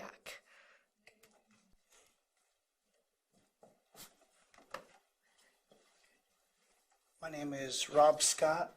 I'm director of an advocacy group called Kansans for Equal Access to Transition Services, and I'm an assistant professor of special education at Fort Hays State University. It's very nice to see you.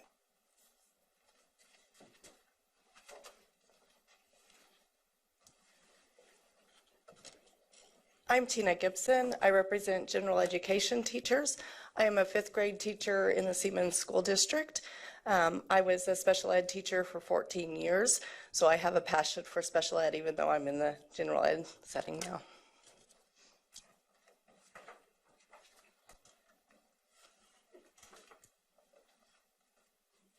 Should sit on the end. Good afternoon. I'm Marcy Acock. I serve on SEAC. This is the 2nd time I've been on SEAC. Last time I was an administrator on SEAC. This time I'm very proud to be a parent of a student, a child with giftedness. But my son, Connor, he's 15, is a little unique. He also has Asperger's. But he's a very successful sophomore at Valley Center High School. I'm a 28-year educator.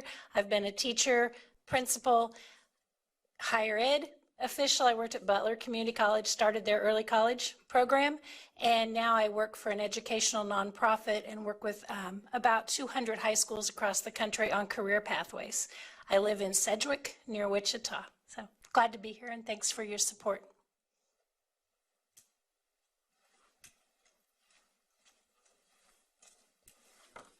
Hi, I'm Doug Anderson. I'm the Director of Special Education in Wichita. This is my first year on SEAC. I've served in different roles in the surrounding districts. I live in Wichita, and so it's a great honor to serve on this committee. And I've learned a lot in the first couple meetings. I hope in the next when you see me next year, I'll be as enthusiastic as I am right now. So I appreciate the opportunity to serve.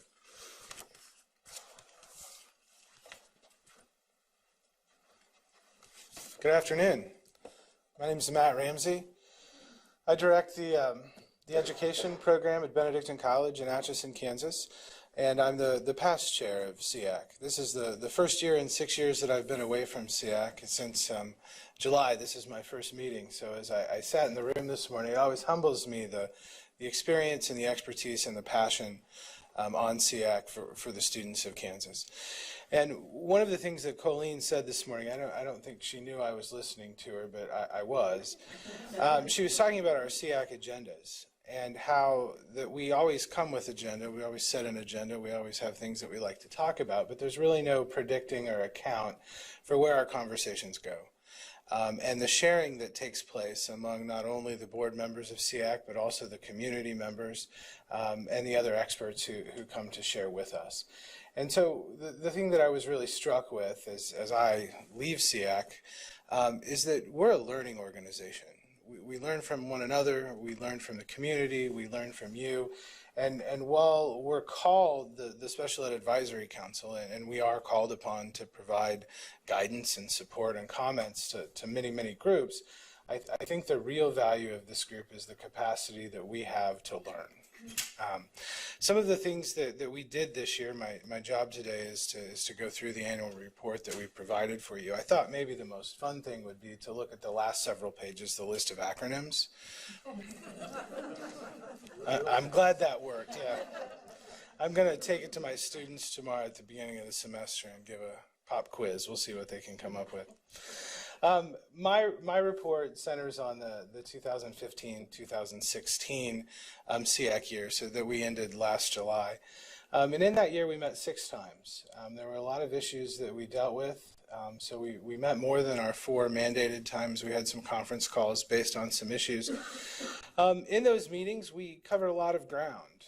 For the first time, we extended our membership to include a permanent 3-year term voting position for an individual with a disability on our council, and we're very happy to have Sarah with us, and we look forward to her service to SEAC and what service comes from other individuals in the future.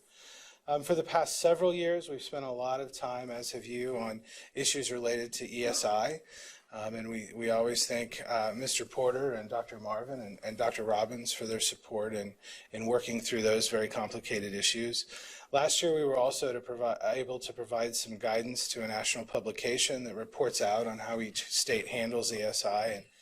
And they got Kansas wrong, and so we were able to identify that and step in. And I don't know that we changed her mind, but we at least let her know that the information that she had wasn't correct.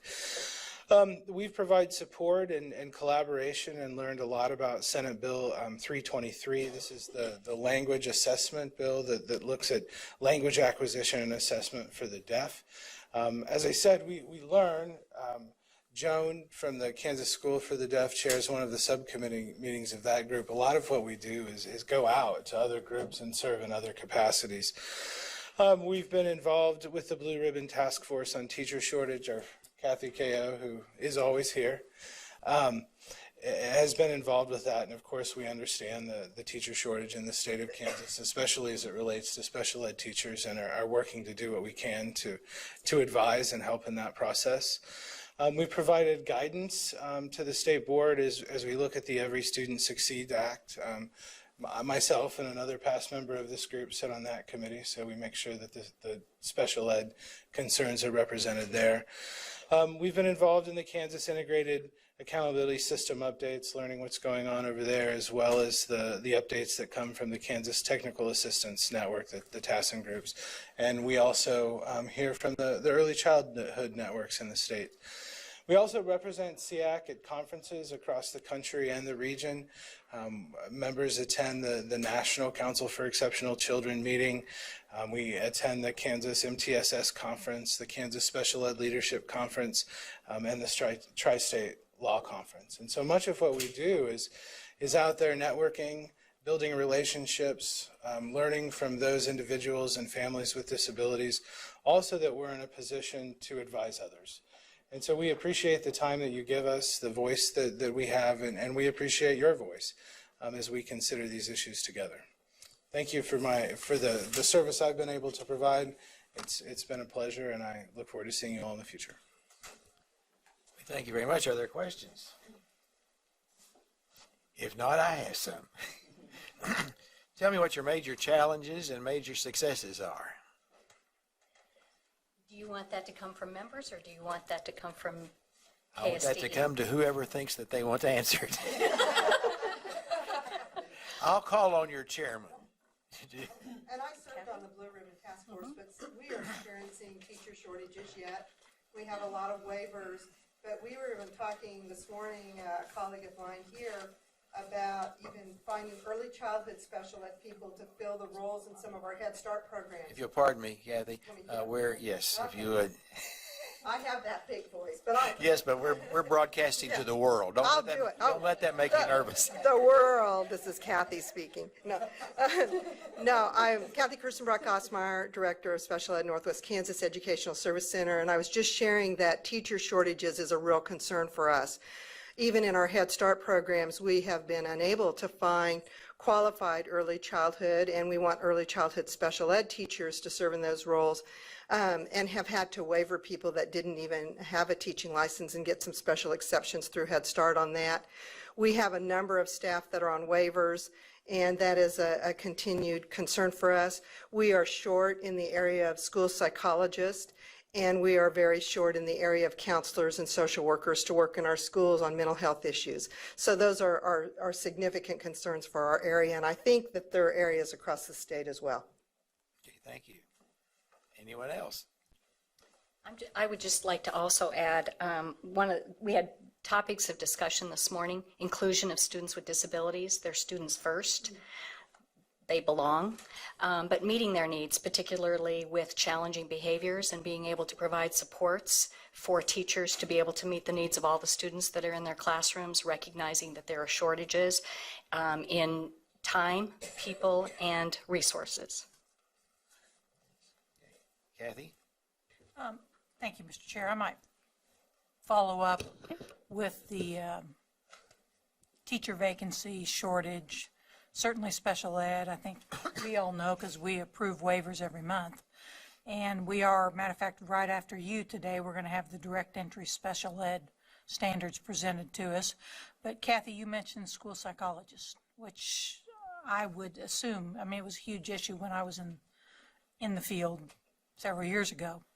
Are there opportunities for you as an organization to encourage and recruit folks into that field? Because I see that continuing to be difficult, and I don't know, it may get worse before better, I don't know. So are there opportunities that SEAC can reach out and do anything there? I would say yes, I would hope so. Does anybody want to add to that? I gotta get over here. Yep, microphone. This is Kathy Kirstenbrock-Osmeyer again. One of the things I know we do locally is we even look at scholarships, where we have people back home that are willing to go on into programs and work in a scholarship program with the Educational Service Center, and then come back and work for us for so many years, kind of modeling after what they've done with people going into the medical field and that kind of thing. That's at a local level, but of course, as a state and as SEAC, we're always talking about ways that we can look at licensure and support what's going on here at KSDE to get people involved and to have early entry and reduce some of those barriers. I think the terms they're going to talk about later when they talk about licensing are things we're all very interested in across the board for different areas as well. Thank you. Anything else? Sally? Kathy? Sorry. Wait till Or she anybody stands. to the whole. Have you looked at what we are going to see yet? Or are we the only ones, Randy, that have seen these standards that we're going to look at next? You're not the only ones, but they haven't been widely disseminated, so. Okay. I just kind of wondered if you've looked at them. Sally, Get your opinion. We did have a good discussion this morning about the direct entry program for special education. Susan came and spoke with SEAC, and there was good conversation about that. Anything we need to know before we adopt? We support. We think it's an outstanding idea, and we're glad we're at this point, absolutely. And I think all SEAC members, we voiced the appreciation for Susan and her leadership, and for Dr. Roberts and her leadership in moving this forward and getting to this point today. So yes, we support. Kathy? One more quick follow-up on that, because this direct entry we're seeing today is K-6. And at the teacher vacancy committee that Sally and I serve on, one of the things that we talked about was, okay, well, let's start taking a look at middle level and secondary, because issues are just as pronounced there. So we're hopeful that maybe we'll continue to take a look at that. So I don't know if you guys had any conversation about beyond K-6 in your visits today. We did, and we share your concern, and fortunately, our departing chair is serving on the secondary work group for this, and he will be communicating with us so that we can provide some input into the future as that moves along. Okay, great. Thank you. Thank you. I appreciate what you do. I started teaching school before the federal law. I am that old. And we did not educate children with special needs. We sometimes didn't even let them in school, which was tragic. There are kids that were probably in the back of my classroom 50 years ago who would have been productive citizens today had they had that opportunity. And so I have seen such a positive change over the years. And of course, we're not everywhere we need to be, but we're so much further than we were. And I appreciate your dedication. I appreciate what you do. I also want to acknowledge that for the people in front of us, I had the privilege of serving with on the ESI task force, and I very much admire your good work and appreciate everything that you're doing. And we look forward to seeing you bright and early in the morning. Thank you very much. Our next item, I haven't learned to do this yet. Our next item is going to be information on the Special Education Direct Entry Program. Scott. Hello. Nope.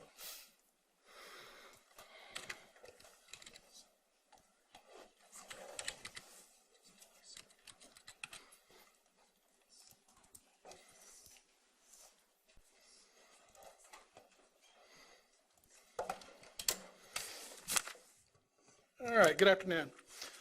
And as it's been preambled, we are here to present to you as a receive item the program standards for the Elementary Unified K-6. If you'll recall, the institutions of higher ed utilize these program standards to develop their programs and to monitor the candidates as they come out to make sure that we're meeting the needs of the field, K-12. Two sets of different types of standards that come before you from the higher ed world, the professional education standards, and then also the content standards. And today we're here discussing the content standards specifically for Elementary Unified K-6. Today, Dr. Sally Roberts from Kansas University, retired, is here to lead you through or talk with you about the work that's been accomplished to this point. Sally. I'm back.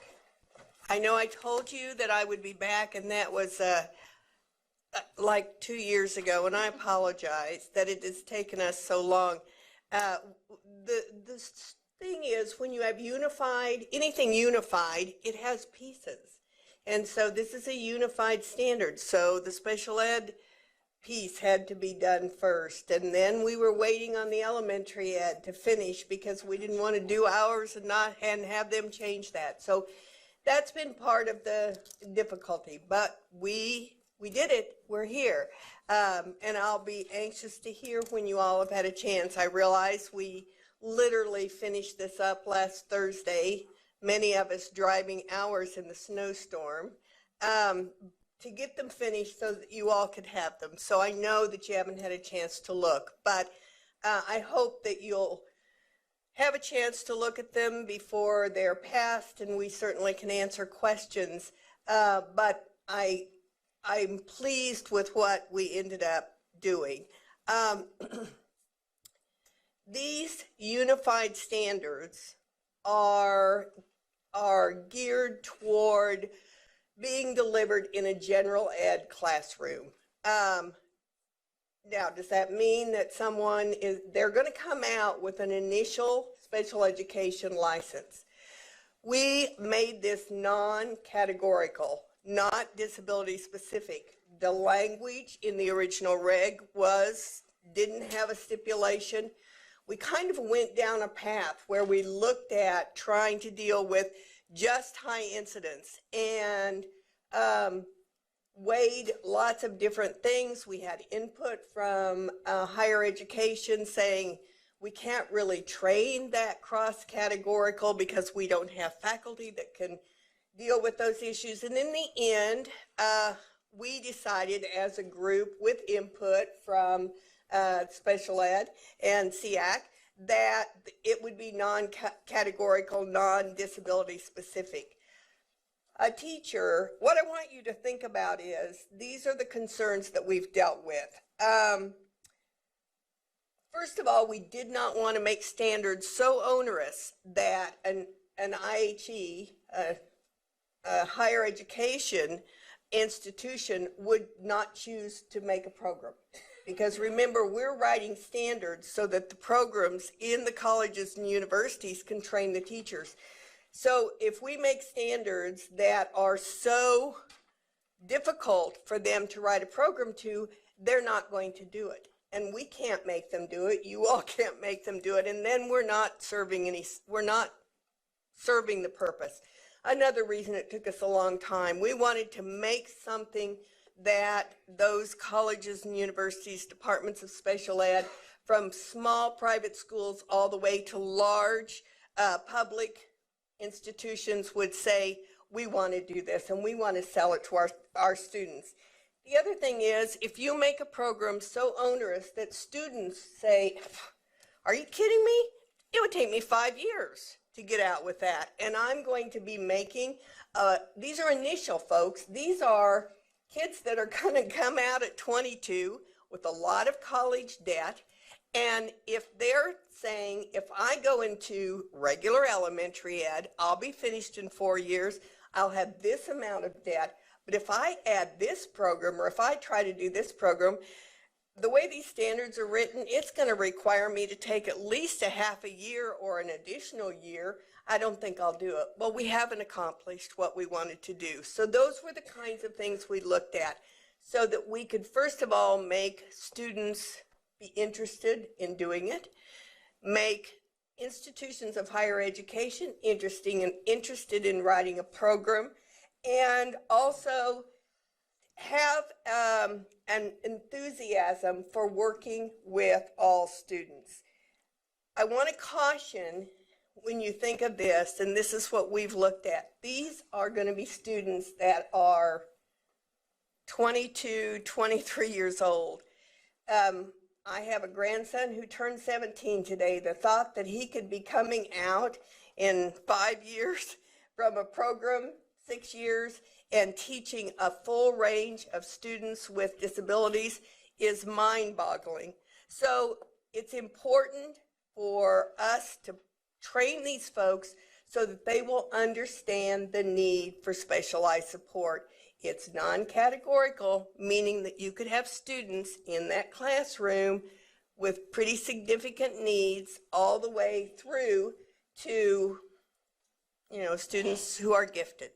And the whole point, and what we're proud of, is that these standards promote inclusion, not exclusion. So we didn't want to write standards that would say, okay, now, little 22-year-old student, you get to go, teach in a self-contained classroom with students with disabilities in a pod somewhere. Who would want to do that? So there's my spiel. I'm happy to answer questions. And I have two of the folks on the committee. Dr. Bev Schottler will be chairing the next round. Dr. Ramsey and I will be on the committee. that will be developing at the secondary level. And they're here with me, and they can answer questions, and I can answer questions about that. But we are well aware of the difficulty that people are having. Oh, and one last thing, I want to do a shout out. Mike Lauer, who is a special ed director in Salina, out in that area, has been on our committee, and what a godsend he's been to help us know what's needed in the field. Questions? Other questions? Mr. Robert? Since we all agree that we want an effective educator in the classroom, and our policy is to put children first in every board decision, why do we start with teachers? Why don't we start with students? In the whole process, why don't we begin with the student and then say, okay, what does this student need, and work from there? Well, we did that, Ms. Roberts, when we put these together. We looked at what are the needs of the students and how would that direct the roles and the responsibilities of the teacher. So I feel pretty strongly that in crafting these standards that we did indeed put the needs of the student first the best we can. But that's a great comment. I mean, clearly that is who we need to be looking at. Kathy? Thank you, Mr. Chair. First of all, thanks to your committee. I know this is a lot of hard work, and certainly something we needed, but I also know it's a lot of hard work. And I did read these over the weekend. Good for you. And you mentioned as far as a program, you know, knowing there is no such thing as a traditional college student anymore. But, you know, if you think of somebody getting through college in 4 years, which again, I don't know how many of them do that anymore. So what kind of time frame would a student, and I know there's not a program developed. I don't know that any university or college has a program, but what are you thinking that this is? Are you thinking this could be done because most of the colleges of education probably have a 4-semester program. Are you anticipating this would be a 4-semester, or? Let me, know yet? I kind of do. Let me put my emeriti hat on. I ran the teacher training program, Gen Ed teacher training program, as the associate dean at the University of Kansas for 10 years. When I started with a 5-year program, we dropped it to a 4-year program because of the economy and what was happening. In that 4-year program, we entered students as sophomores. So I can tell you that a lot of places begin their students as sophomores. This is not as problematic at the K-6 level because a lot of our students come in knowing they want to be teachers. And so that freshman year, we can kind of hit the ground running. It is problematic for secondary because they haven't decided that they want to teach math or science or whatever until about the midway their sophomore year. So it's a little more difficult. But let's say we get them in as sophomores. So technically we have 3 years to bring them in or to give them all of the things that they need. Now, when we did that, when we had an elementary program that was 3 years long, it averaged, well, it went from about 125 hours up to about 129, 28 or 29. And that high level was for the Unified Early Childhood Program. So I'm going to assume that we can do this, K-6, in that kind of same amount. Well, when you're looking at that, you're adding on probably a couple of summers or maybe an extra semester. So I'm going to hope that we can do it within kind of a reasonable timeline. We looked at that all the way through and said, okay, could we do it? The essential thing is to try to either co-teach or encapsulate some of the things. For example, you'll notice that our standards 6, 7, 8, and 9 are content standards. It's teaching teachers to teach math, science, literacy, etc. If that could be merged, blended with the faculty, so say reading faculty teaches along with special ed faculty who have that knowledge about how to teach reading strategies, etc. And that's what universities are going to have to look at. So what it amounts to, and even if you bring students in their sophomore year, they're probably finishing up some of their gen ed requirements, plus beginning to get immersed into this, what are we calling this, an EEU? Is that acronym I now have to learn? That's it. Elementary Education Unified, as opposed to Early Childhood Unified. Okay. So, but also the colleges and universities are looking at really some co-teaching as far as overlapping standards and making sure that they get all of that within various classes. Absolutely. And I guess I could say this probably, my apology to my colleagues at KU, but there are a lot of our institutions in the state of Kansas that are doing this a little better than we did at KU. Only because of size, we had the beauty of having extra faculty. Some of my colleagues from the smaller institutions are already co-teaching and blending things. So this program would really allow for some innovation, potentially, as far as delivery at the university and college level? It would, absolutely. And we talked a lot about the stress. I'm going to go back to that. Teacher would understand and expect the need for specialized support. And so if I were designing this program at the institution, I would design how to collaborate, how to communicate, how to gather the agencies, etc., because that's what's going to make it inclusive, and that's what's going to make that student, when they actually get out and they are a teacher, not so frightened to deal with this. So there's a lot of emphasis, I think, that would need to be that. Well, before the next meeting, I'll go back and review. I may have some more specific Absolutely, questions, I'll be back. But I do appreciate the work that your group has done on this. I know we've really been pushing you on this, but it's always good to be pushed. It makes us get going. But we appreciate your work on this. Thank you. Thank you. And other questions? And, go ahead, it's Ann. Thank you, Mr. Chair. And I'm the newbie here, so I may have my question answered, but I want to be for sure. So the goal is to have a teacher, an elementary teacher, who can do more, but in about the same amount of time. So either we're cutting something out or we're cramming more in. Is it one of those or the other? I don't think we're cutting anything out. I hope we're not cramming. I hope we're efficiently merging some things. That's all I can say. There's some chaff.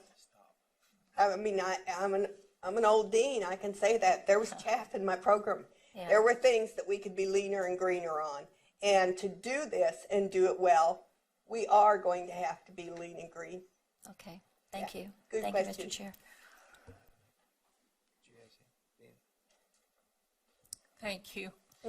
And I too thank you for your efforts and all that you've done. And I had some of the same questions that have already been asked. But I was looking through this, and I do a lot of subbing in special ed classrooms, and there are paras. And I saw nothing, maybe I, in my quick purview, missed it. But is there anything about managing other individuals who will be working with you? Because I think that's, I've seen some who manage very well. Absolutely. And others who have difficulties. So that's a great question. wondered if that is something that's here and I missed it, or something that maybe needs to be You will find it in the included. standard, and I wish I could just open this up and tell you, but it's the standard on collaboration, and there is specific language in what we call the benchmarks, and that's those where it says content knowledge, professional skills. So while you won't find that in the language of the actual standard down in the benchmark, there are several references to dealing with paraeducators, training them, supervising them, So that's etc. intended to be. It is absolutely intended. All right. Yes, and if you don't see, we'll take input, and I know SEAC will be looking at it also, and we can beef up some language too in those benchmarks if you feel that there's more needed. Thank you. Anything else? We thank you very much. Thank you. Appreciate the good work. We are looking forward to completion. Anybody have any questions about that next, the 6 through 12 while I'm here? That we're starting? Time frame. Week and a half. Week and a half. Great. Scott sends me emails and says, Sally, this is going to happen. We tend not to be patient, and I think Scott maybe have given you a little too long. Yeah, he shortened my leash a bit, and it's probably going to. Let me ask Dr. Schottler to come up real quickly. And give about a 2-minute overview, since she's going to chair that. But we did deal with the timeline, and we are going to hurry.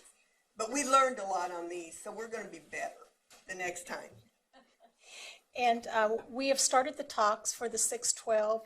Our problem comes in that when we had the elementary education unified, we were tying it with the elementary content.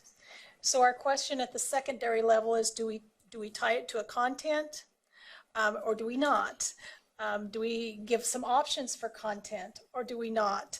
So at this time, we are developing a survey to go out to the field to give us some more information about what we should specifically target for the roles and responsibilities for this 612 instructor. So that's where we are right now. We're creating the survey. We're to have the survey done in February and ready to put out to get the input so that we can focus then on the roles and responsibilities. Okay, thank you very much.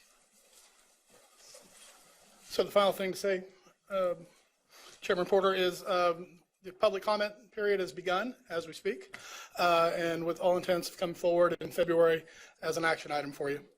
And then the other items on the slide speak to the committee jumping into the secondary work. Thank you very much. Thank you. Looking forward to the next stage. Our next is Professional Practice Commission. There are 3 sections, 18A, B, and C. We have pulled 18C. So Kelly and Linda, or whoever's here. Hi, Linda. How are you? Fine, thank you. So we do have 3 recommendations or 3 groupings of recommendations for you today. Yeah. The first one is we recommend, get these in order, I think that you have them, that you adopt the findings of the Professional Practices Commission in its recommendation that the licenses be approved for Title Masters, Lois Lervold and Joseph. Is there a motion? Sally makes the motion. Jim McNeese seconds the motion. Any discussion? All in favor, please raise your right hand. Or whichever hand you want to. All opposed? Motion carries unanimously. 18B. All right. 18B, the Professional Practices Commission would ask that the board take the following actions: that they publicly censure Melisha Colon and revoke the licenses of Ansel Barngrover and Stephen Young, and finally deny the application of Karen Vondenkamp. Is there a motion? Could I ask a question? You certainly may. Thank you. When we're talking about publicly censuring, just what does that What does that involve? entail? It's a form of discipline. It comes before suspension or revocation of the license. So Professional Practices Commission, this is something rather new that we have used, but it's when we feel that it's not as serious an infraction to actually suspend the license, but this would require that, first of all, it would be published that a teacher has been publicly censured, and then would have to indicate that they have been disciplined by the state board in some manner. So would a potential, an individual who would decide to hire them, would they know that? They would be able to access that information through the KSDE website. And depending on the application that a district might offer that has to do with discipline or such, they would have to note that. They should be truthful and note that. All right. But you'd have to know which question to ask. Exactly. And with that, I'd move that. With that information, I'd make the motion to accept the findings. Steve Roberts is the second of the motion. Any further discussion? All in favor, please raise your hand. All opposed? And we have pulled, on the advice of our attorney, 18C, and we'll be discussing that in February. In February. Okay, great. Well, thank you. Blue Ribbon Schools, Mr. Dennis, are you here?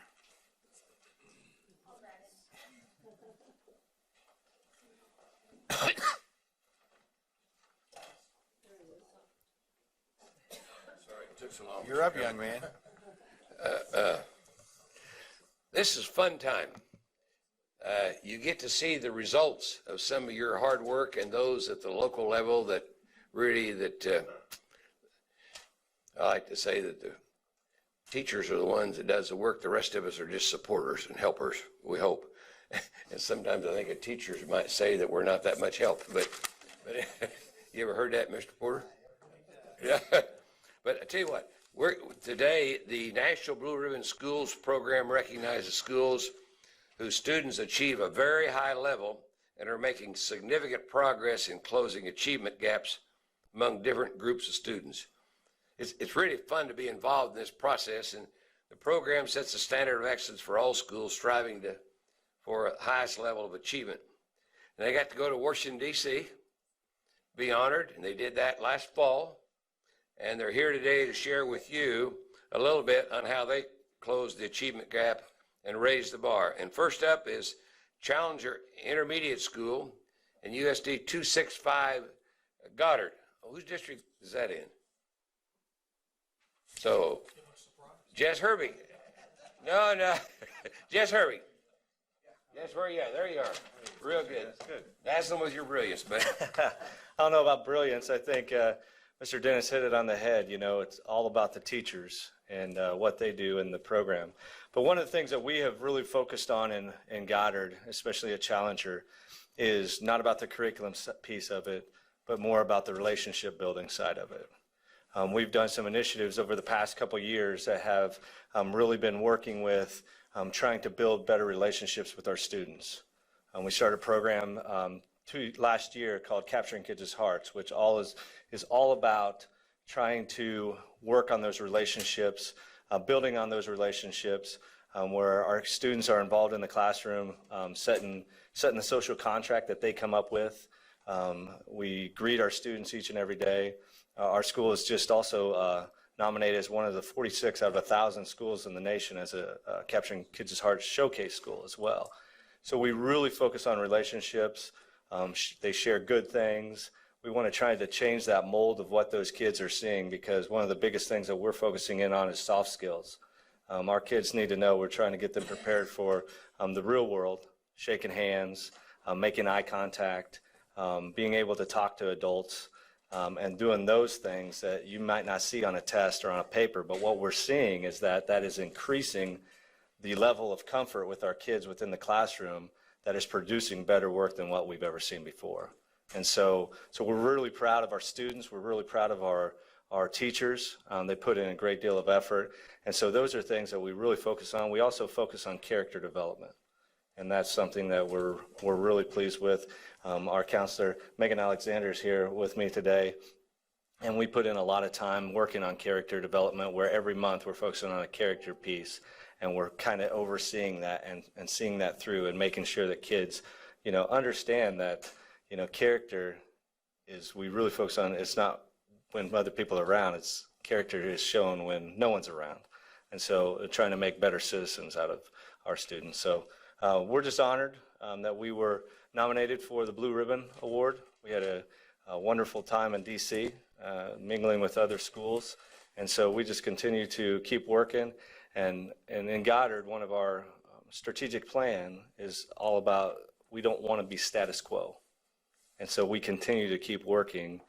Even though we just achieved the Blue Ribbon, we continue to keep working. We're just meeting with the state MTSS team on Thursday and focusing on what can we continue to improve upon within that MTSS process. So our staff just keeps putting in the time, and we continue to try to work with our kids to make sure that they understand that they're important, we care about them, and they're not just a number, but they're special to us. And so we're just really excited, and thank you for allowing us to be here and allowing us to present today. So thank you.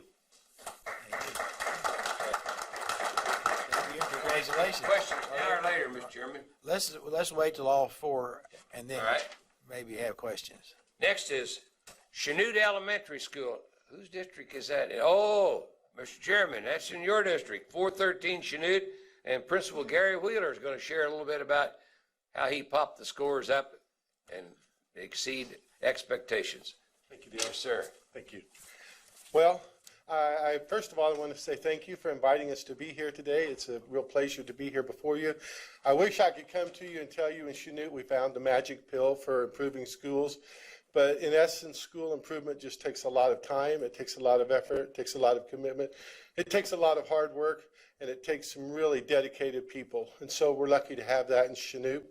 I think probably what turned our scores around, or what enabled us to move up to the next step, is about 9 years ago, we built a brand new elementary school, brought 4 elementary schools together. We're currently a K-5 school with about 840 kids in it. We brought those schools together, and as we did that, we also moved into becoming a professional learning community.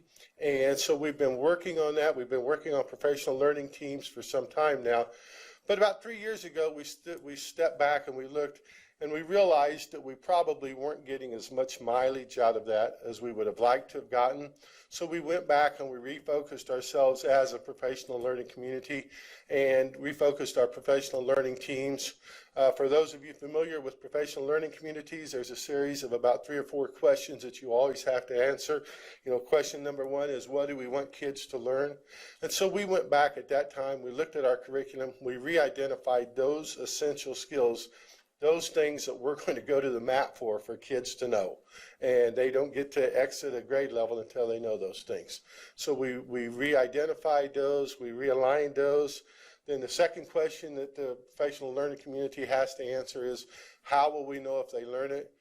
We had common assessments in place, but to be real frank with you, we didn't do a very good job of keeping score. We didn't do a very good job of recording the data. For those of you that are Jim Collins fans, remember he said, if you don't keep score, you don't care. And so we developed some data sheets. We now have data sheets that will follow a student from K to, well, they'll move on with them when they go into 6th grade. We know how they scored on every common assessment. We know which kids have had reteaching. We know which kids have had tiered instruction. And so that was a really important component in us as we raise scores. The third PLC question, of course, is what are you going to do if they know it? And what are you going to do if they don't? Well, the what are you going to do if they know it's pretty easy. The part is that you really have to struggle with is what are you going to do if they don't?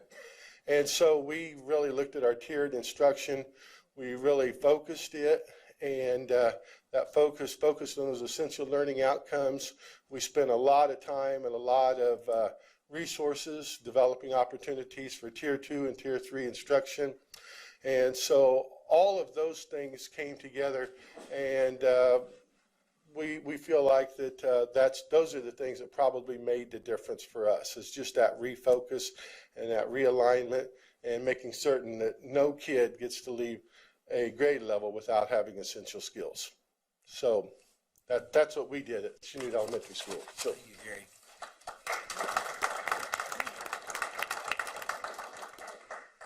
Next, McKinley Intermediate Elementary School, Abilene. Who's that belong to? There, Dina. Okay, and the principal, Tom Swartz, is here to share on his story. Tom? Good, buddy. Thank you for having us here this afternoon. I do appreciate the time to come down and talk to you about McKinley. McKinley is a second and third grade building. We have site based schools in Abilene, and I think that's one thing that really did help us too become the school that we've become, because our staff has spent summers. They've spent lots of time working together to make sure that we were all headed in the same direction. And one thing that we really took up was the positive behavior intervention system, the PBIS system, the last few years. What that involves is really focusing on the positive and setting expectations so that the students actually knew what we were expecting from them. You know, sometimes you think that that just happens by osmosis, I guess.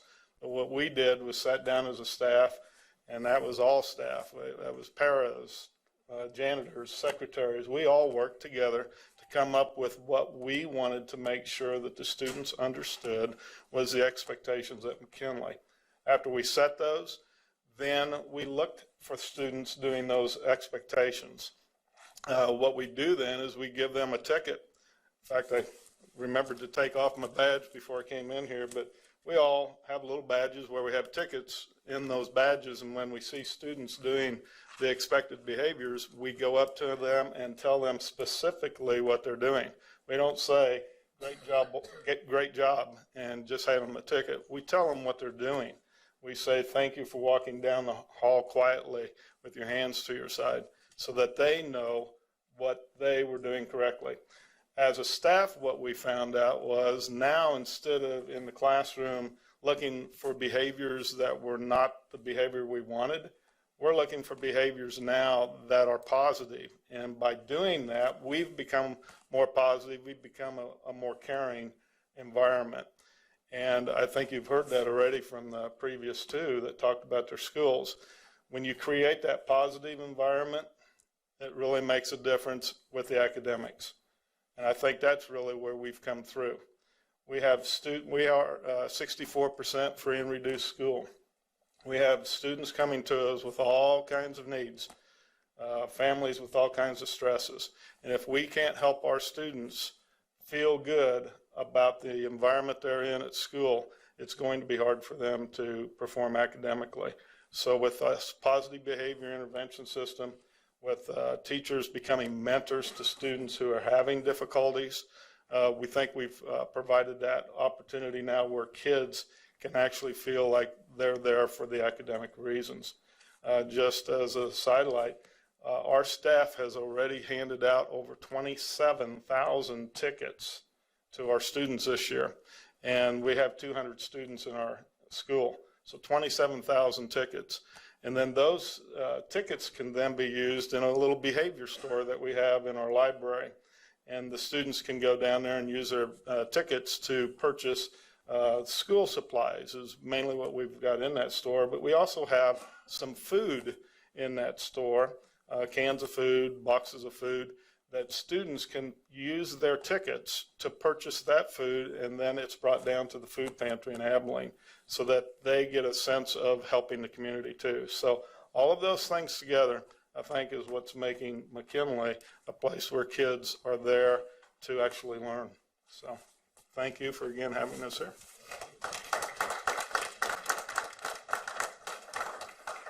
And our last blue ribbon school, Wheat Ridge Middle School in Gardner, Edgerton. And who's, John, that's in yours. Okay, Dr. Ben Booth, Director of Secondary Ed, will be representing Wheat Ridge today. Dr. Ben? Yes, sir. Yes, sir. Thank you for having us as well. I could stand up here and say ditto because a lot of the things we've just listened to them, we are also doing in Gardner Edgerton, but they shared with us that we had 5 minutes, so I want to try to take as much of that time as possible. It was when your group contacted us last week to ask us to come up and shared that we only had 5 minutes, I thought that would be extremely difficult to capture everything that our staff, our teachers are doing for our students. But like Mr. Roberts, you alluded to a little bit ago with the special education presentation, it does start with students first in our, not only in that building, but in our district. So I tried to capture it in just a few sections. Before I do so, though, this is Carl Garrett, who is the principal at Wheat Ridge Middle School. We didn't want to put him on the spot because he was just hired in August after a lot of the application process had been completed, and we didn't want to make him feel too terribly uncomfortable with him only being there for 5 or 6 months at this point. So first of all, what makes Wheat Ridge Middle School Blue Ribbon worthy? A positive and respectful climate. There are a multitude of actions our teachers take, but one example is we have an incoming 5th grade night that occurs in the spring in which our 4th grade families are invited. They're welcomed, they're given a tour of the building, introduced to staff. Right before the school starts, our principal and assistant principal make personal calls to each of the 4th grade students and their families to make them feel welcome, because we want to try starting those relationships before they even enter our doors as a 5th grade student. The second area that we have really focused on are research-based practices. High levels of engagement, collaboration, inquiry, and data analysis have led to a cohesive learning environment in our building.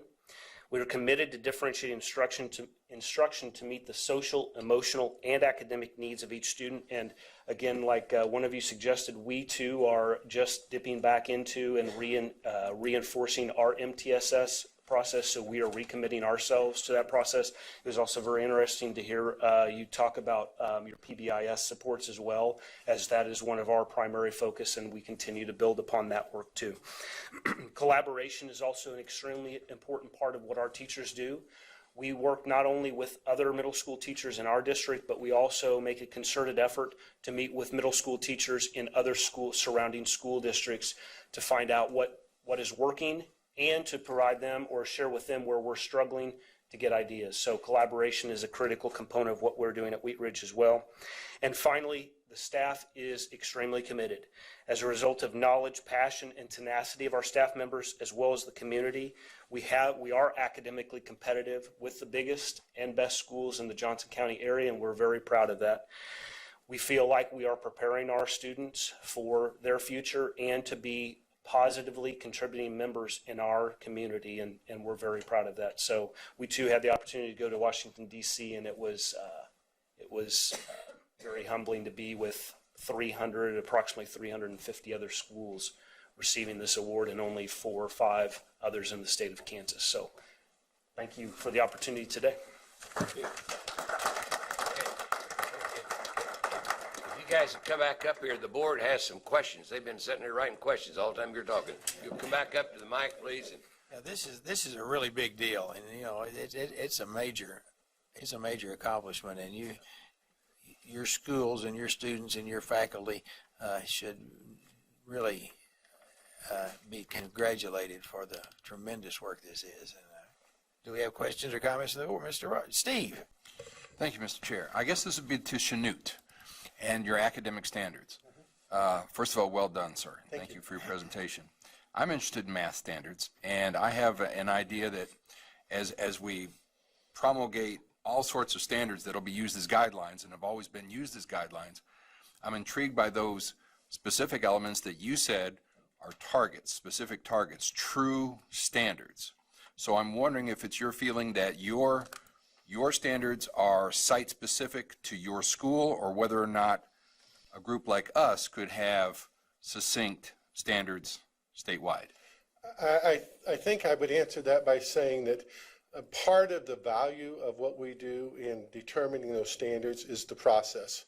and the process is going to be more site-specific to our school. One of the nice things about being a school our size is that when we have a professional learning team come together, we have 7 classroom teachers, we have 2 SPED teachers, we have a title teachers, and so we get a lot of collaboration.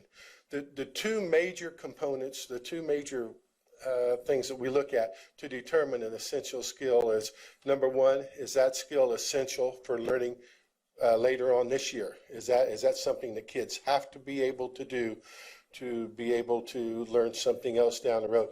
And secondly, is it essential learning for success for the next year?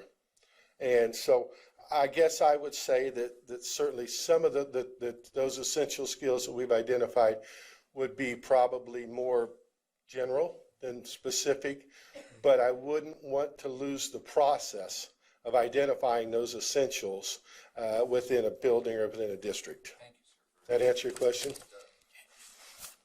Other questions? Again, we thank you very much. We're going to take a break at this time. Are you going to want to take pictures? So you are all going to have your pictures taken, and you're stuck with your board member. So. Well, I guess I'm glad I got the handsome one then. Well,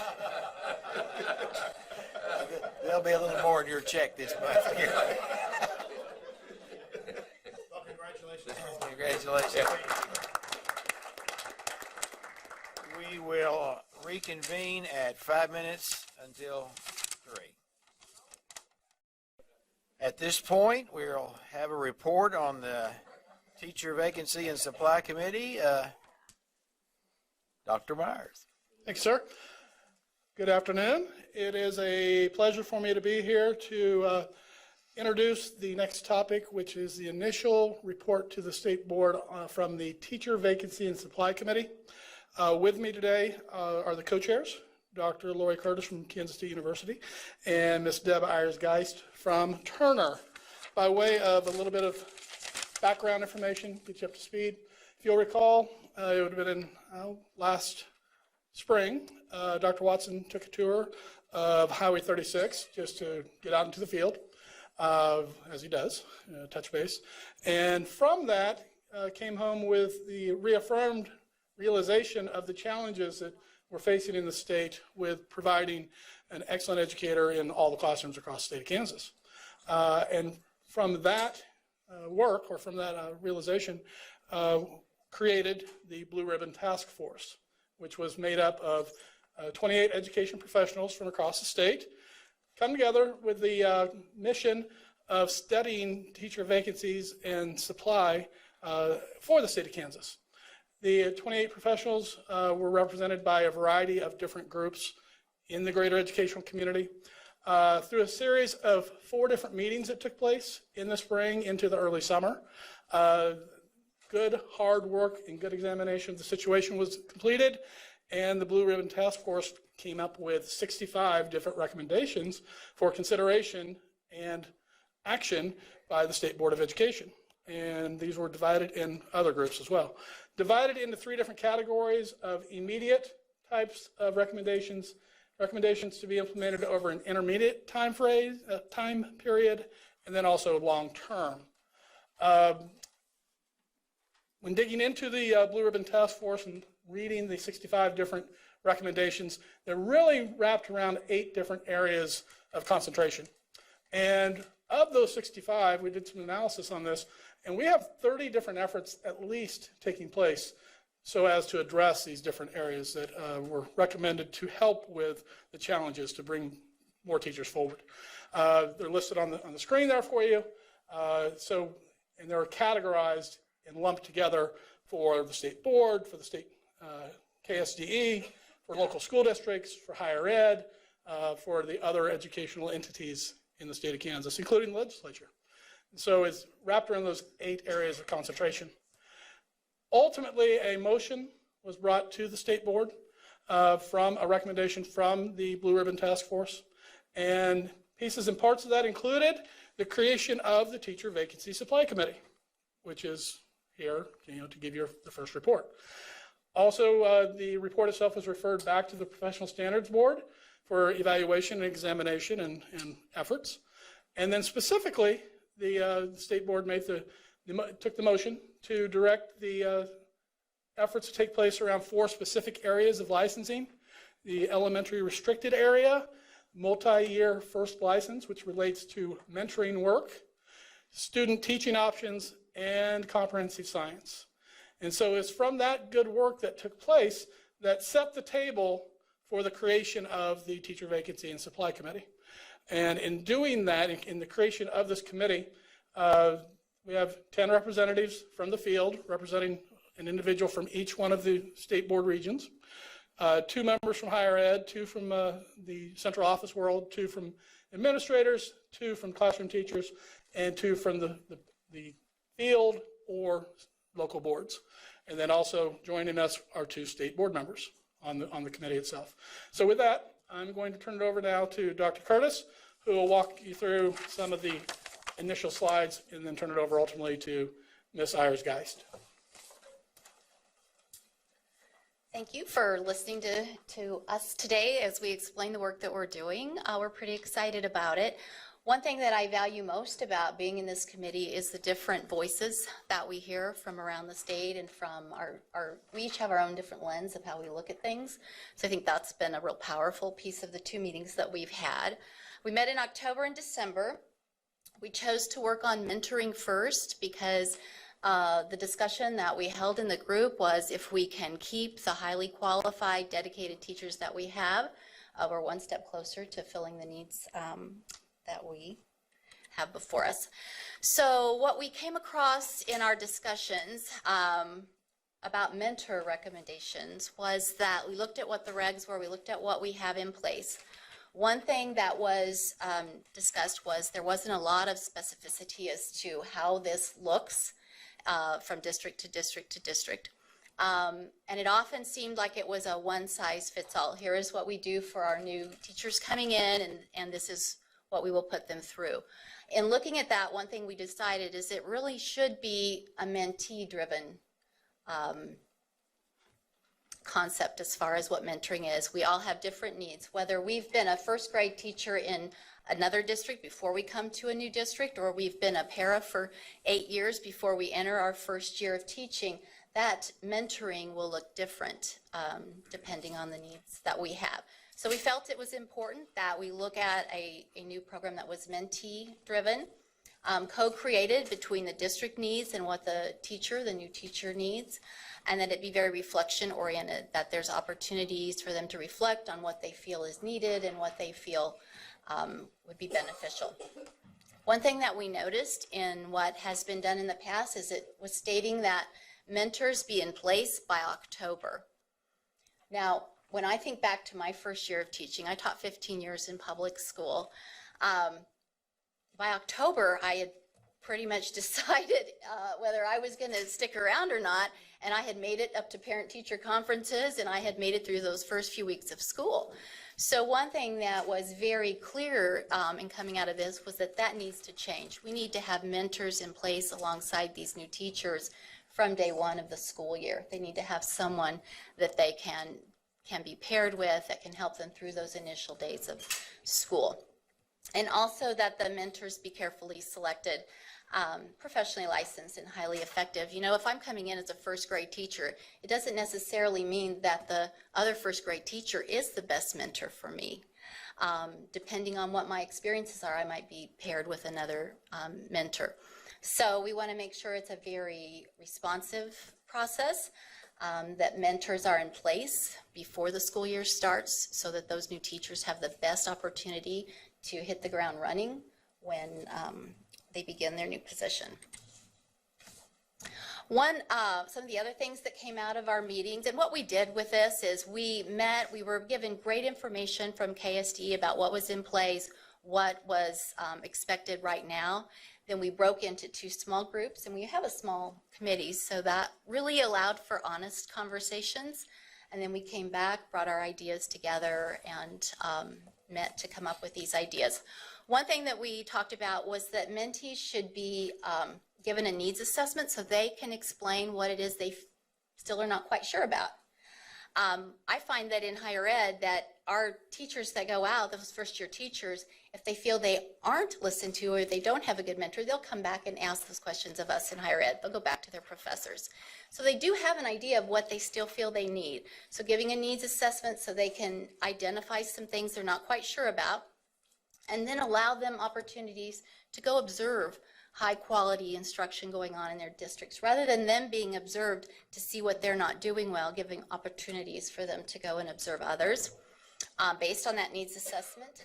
We talked about there being some flexibility in the multi-year that the mentoring program might run. Again, those teachers who've maybe been in a district for 15 years, maybe they've been a para for a number of years in that school district, and in those classrooms, they might have a different or not as long of a mentoring process needed. Given quarterly feedback, and also regular as needed communication between the mentors, between district administration, building administration. Those are some of the things that we discussed, and there have been those on the board who've been sitting in our meetings. If you want to add anything, please do. And I'm going to let Deb come up and continue. Hi, I'm Deb Ayers-Geist, and I am Director of Special Services with the Turner School District. And I have a nice cold, so bear with me. But we did talk about how we are accountable for this, what the process that we're trying to do with mentors and mentees. And the whole idea was to do more of a reflective supervision of teachers, more like a leveraged leadership process where you actually were truly reflecting on the needs of the mentee. And that this information then be shared directly with administrators and local boards, keeping that evaluation process local, and that the mentor feedback on getting their we try to do a survey with teachers to see how the mentor program was, but I don't think we should wait till the end of that. It really needs to be going on all the time about how is this process going for the mentee, really a reflection on them. And we really talked about how can we judge that this whole process is working with a more effective mentor-mentee relationship, and really the accountability that we're retaining teachers. If you have an investment within that district and you feel like you're part of that district, you really have a more vested interest in staying, that those kids mean more to you, and the staff that you're working with. People go to work not for the people that you're working with. It's important. So also that for our mentors, more of an incentive, because we struggle getting sometimes the quality mentors because it is extra work, and being a teacher is a full-time job in itself, but maybe providing college credit or some additional licensing to help with that.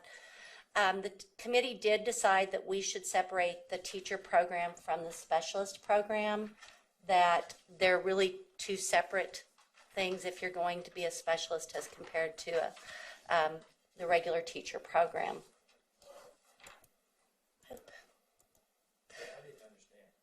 Okay, excuse me. The mentoring has been, the same mentoring document has been used for like specials, like if you wanted to be a reading specialist Right. or a counselor. It's been the same documentation for a regular brand new classroom teacher, and we feel those are really two separate things. So if I come in as a reading specialist, I have to have a mentor. If I come in as a new counselor, I have a mentor. The whole process is totally different than if I'm a new classroom teacher.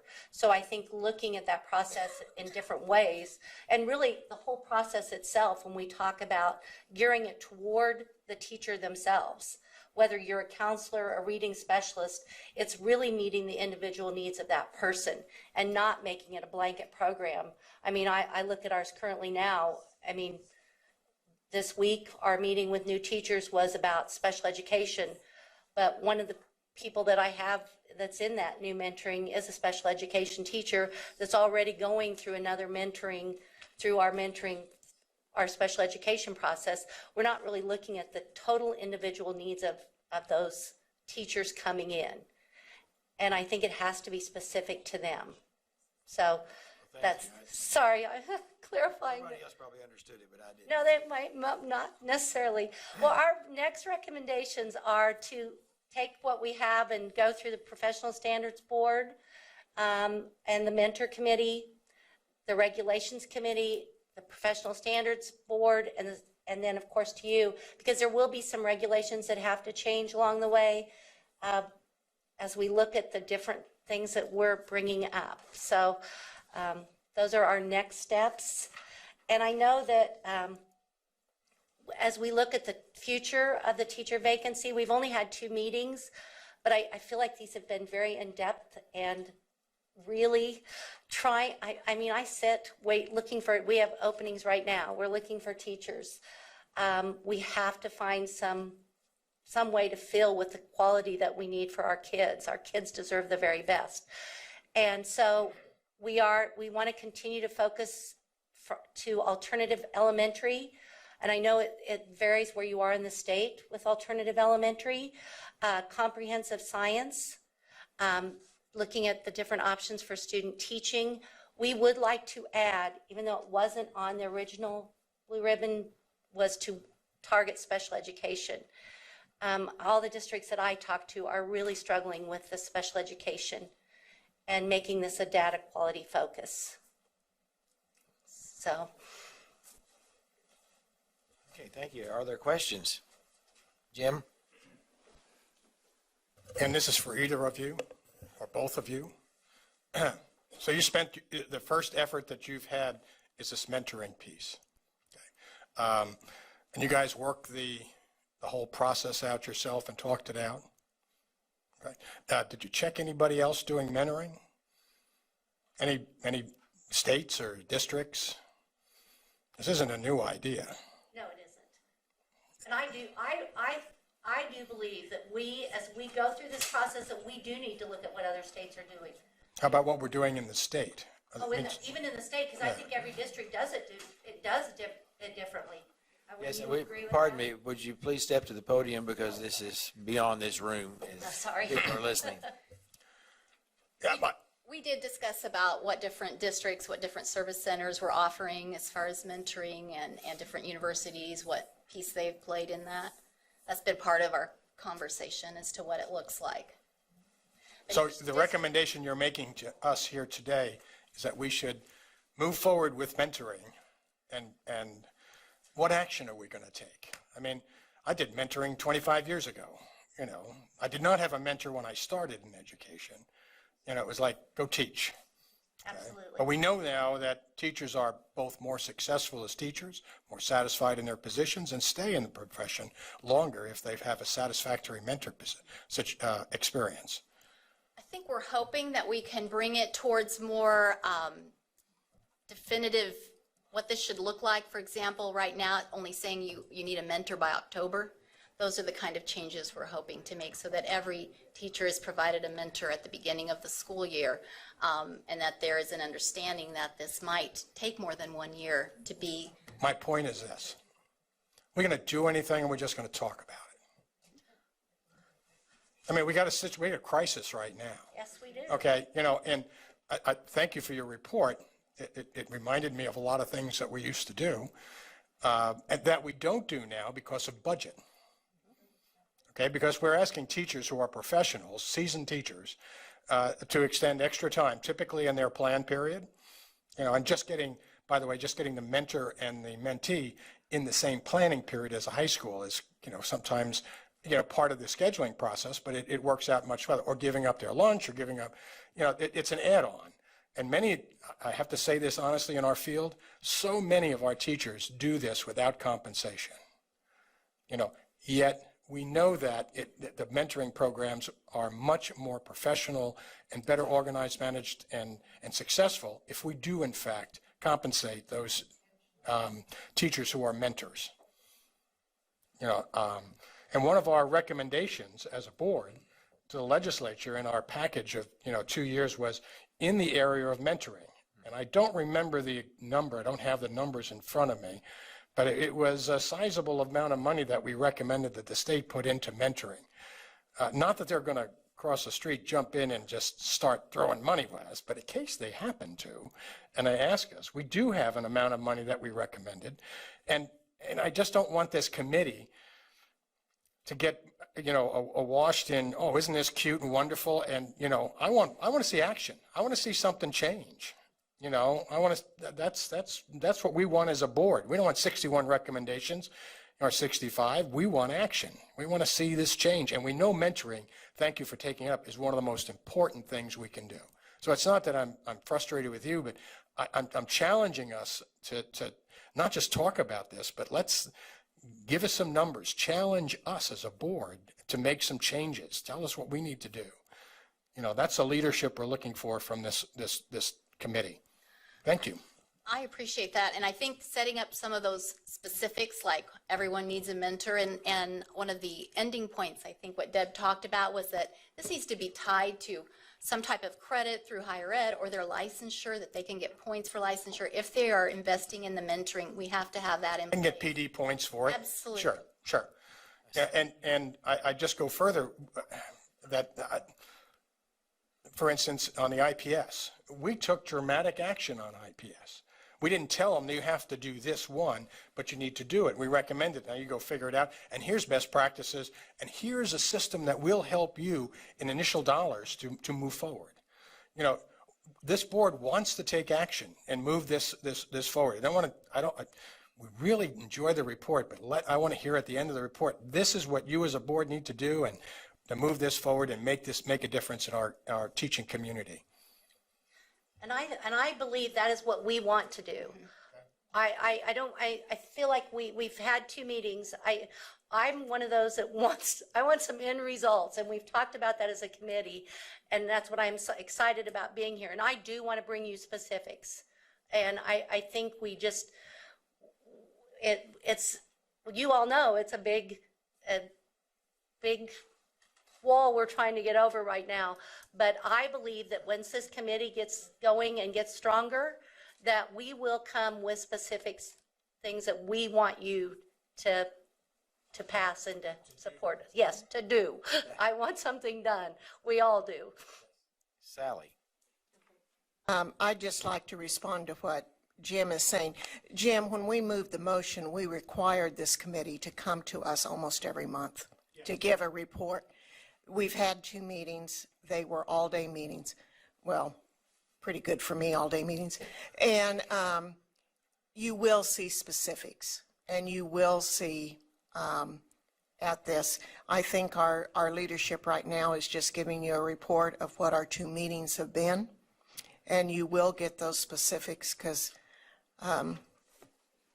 we all want to see that. We don't want to wait on 2 years for it. We're hoping to. That's why if you go back on a slide, can you go? No. There. You see regulations committee? There's some things that we're going to have to look at as a state board that we're going to have to bring on regulations, because some of the things that we're wanting to do is going to take the regulations. But we as a board started with the mentoring because that seemed to be what came up, and they gave us what the mentoring looked like in the state of Kansas. When we looked at that document, we couldn't even tell what was for the mentee and what was for the mentor. And so we had to start there and sort out what we wanted this mentoring program to be. And I think your next thing, you'll see the specifics. Thank you for pushing us, but they are just reporting, and they will have a lot of reports that we would like to be more detailed, but. And thank you very much for what you're doing. We got to move on this. Yeah. And there's a tendency at this level to talk about it and pat everybody on the back and not solve the problem. Let's solve the problem. And you need to know that we as a board have already said, this is money we want to put in here. It's going to cost money. Regulations are probably going to be easy compared to getting the money. But, related to other action that we've taken. And when I said IPS, this is as important as the IPS. And we've made headway, and we're willing to work with you. So thank you very much for what you're doing. Don't take it as being chastised or whatever. absolutely I want to see this thing move forward. So thank you. I think we appreciate that. Thank you. Well, we know you're taking it serious, and that we are. I feel like as a group, it has been, the discussion has been deep, and not all of us sit in the same place. So bringing all those minds together so that we can come up with a good plan to present to you is important. And you may have noticed that we want to make a difference, and we're not very patient. Yeah. No, we want to move We forward. can't. We don't Steve. have time. Thank you, Mr. Chair. Ken Willard and I were privileged to go to a summit, educational summit, with the Foundation for Excellence in Education. That was in Washington, D.C. The year before, Ken and I went to the same conference in Denver, and our keynote speaker was Dr. Condoleezza Rice. And one of her points in her keynote address was the education of our children is not strictly the business of educators. I'd like to know what you think of that statement, that the education of our children is not strictly the business of educators. What do you think of that? I think it depends how you define educator. I think we need community involvement. I think we need everyone in our communities to be involved in what's going on and actively engaged in what's going on in our schools. But as far as the business of education, repeat your quote to me again, because I don't want to misquote you. The education of our children is not strictly the business of educators. Well, I agree with that because I think families play a piece in that, and I think community plays a piece in that. I think business owners, all of us, have a part to play. But I also feel strongly that every one of our kids, no matter where they are, if they're in whatever region of our state, deserve the most highly qualified professional educator in front of that classroom every single day, supported by community partnerships, supported by family members. So I agree with that, but I also feel strongly that we need to highly train our professional educators in our state. Ann. I'm sorry. We have a Parents as Teachers program that starts very young at helping parents be better parents, be their very first teachers. So when you talk about education, I do think it's everybody's role to be educators. Grandparents are educators, our parents as teachers are educators. So I would like to follow that, actually, because I dream of a day when we actually welcome retired and semi-retired people to come in and help with reading time, and we give them just a couple of bucks and a hot lunch, and they're happy to be a part of the system. We don't say, oh, you're not welcome because you haven't had the pedagogy. We welcome them because they can lend a hand, because they're intelligent, giving, caring professionals. That's the day I dream of. And I believe that is happening in places where people are giving their time to children and coming in and working. Our parents as teachers, they are not all educators, but they work with families, but they are good parents. And so what they can do, so it's a mixture and it's a different education, but they do have some form of education. Thank you. And to follow up on Steve's comments, I think these 65 recommendations fully recognize it takes a village to educate a child. I mean, most of these ideas are not done by the teachers. They're done by everybody in town. I remember the way I met Bill Bagshaw was he had a program called Stars at Topeka High, and the first morning class, first hour of class, business people came in and tutored kids. And I was a business person from Southwestern Bell. I came in and I tutored kids one morning a week. And before long, they were doing that 6 hours a day, fully recognizing that these kids needed somebody. But I'm curious, I had a couple questions, Mr. Chair, if that's okay. I didn't really see building a mentoring program in the 65 ideas. So how did you come up with that was going to be number one thing you'd work on? What it's tied to is the multi-year initial license. Oh, okay. Because the current regs call for a performance assessment, which is the mentoring. And then the committee looked at all the different specific recommendations and said, let's choose that one. Okay. To address. And I don't get me wrong, I like it. I'm wondering, how many districts would you say now are doing some kind of formal mentoring program? We have 100% have turned in that they are doing one. But I take it we have as a board no particular guidelines on that? We do. We do? Okay. There are some general guidelines, and the work of this committee is digging into the specificity of it. Because I remember at one time the legislature did have a mentoring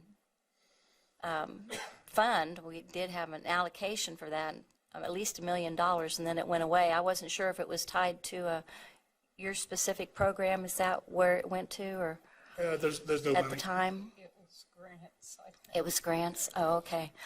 My last question was, I was reading that, and if I can find the article, I'll get it to you, that in one state, they were really promoting that rather than throw first-year teachers in the deep end of the pool, they did not teach a full day.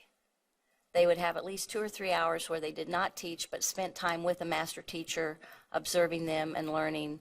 Is anybody in Kansas doing that or considering doing that? Did you guys consider that as a way of mentoring? True. We don't know of any, no.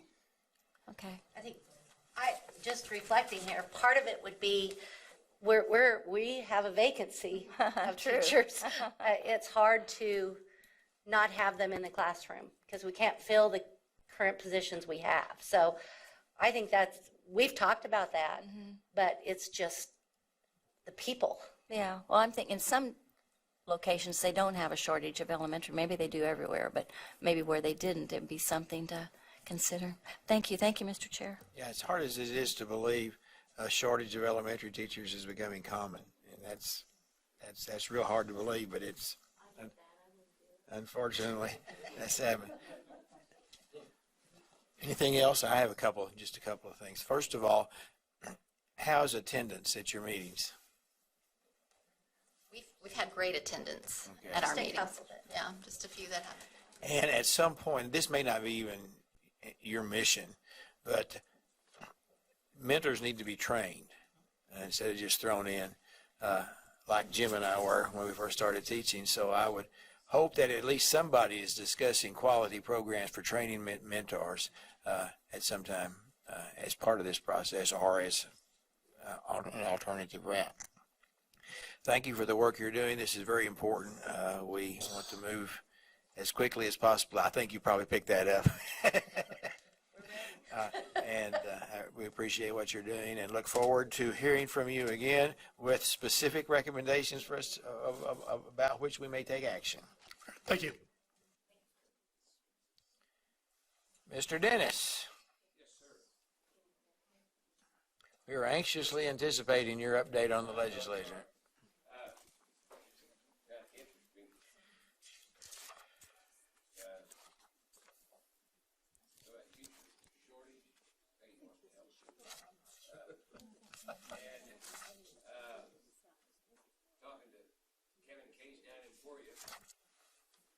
They produce a lot of teachers in Emporia. They couldn't find a 5th grade teacher last year. And they finally ended up, and it was really bothering him yet. They put 28 kids each in 3 classrooms in that particular building. And of course, that's way, way too many.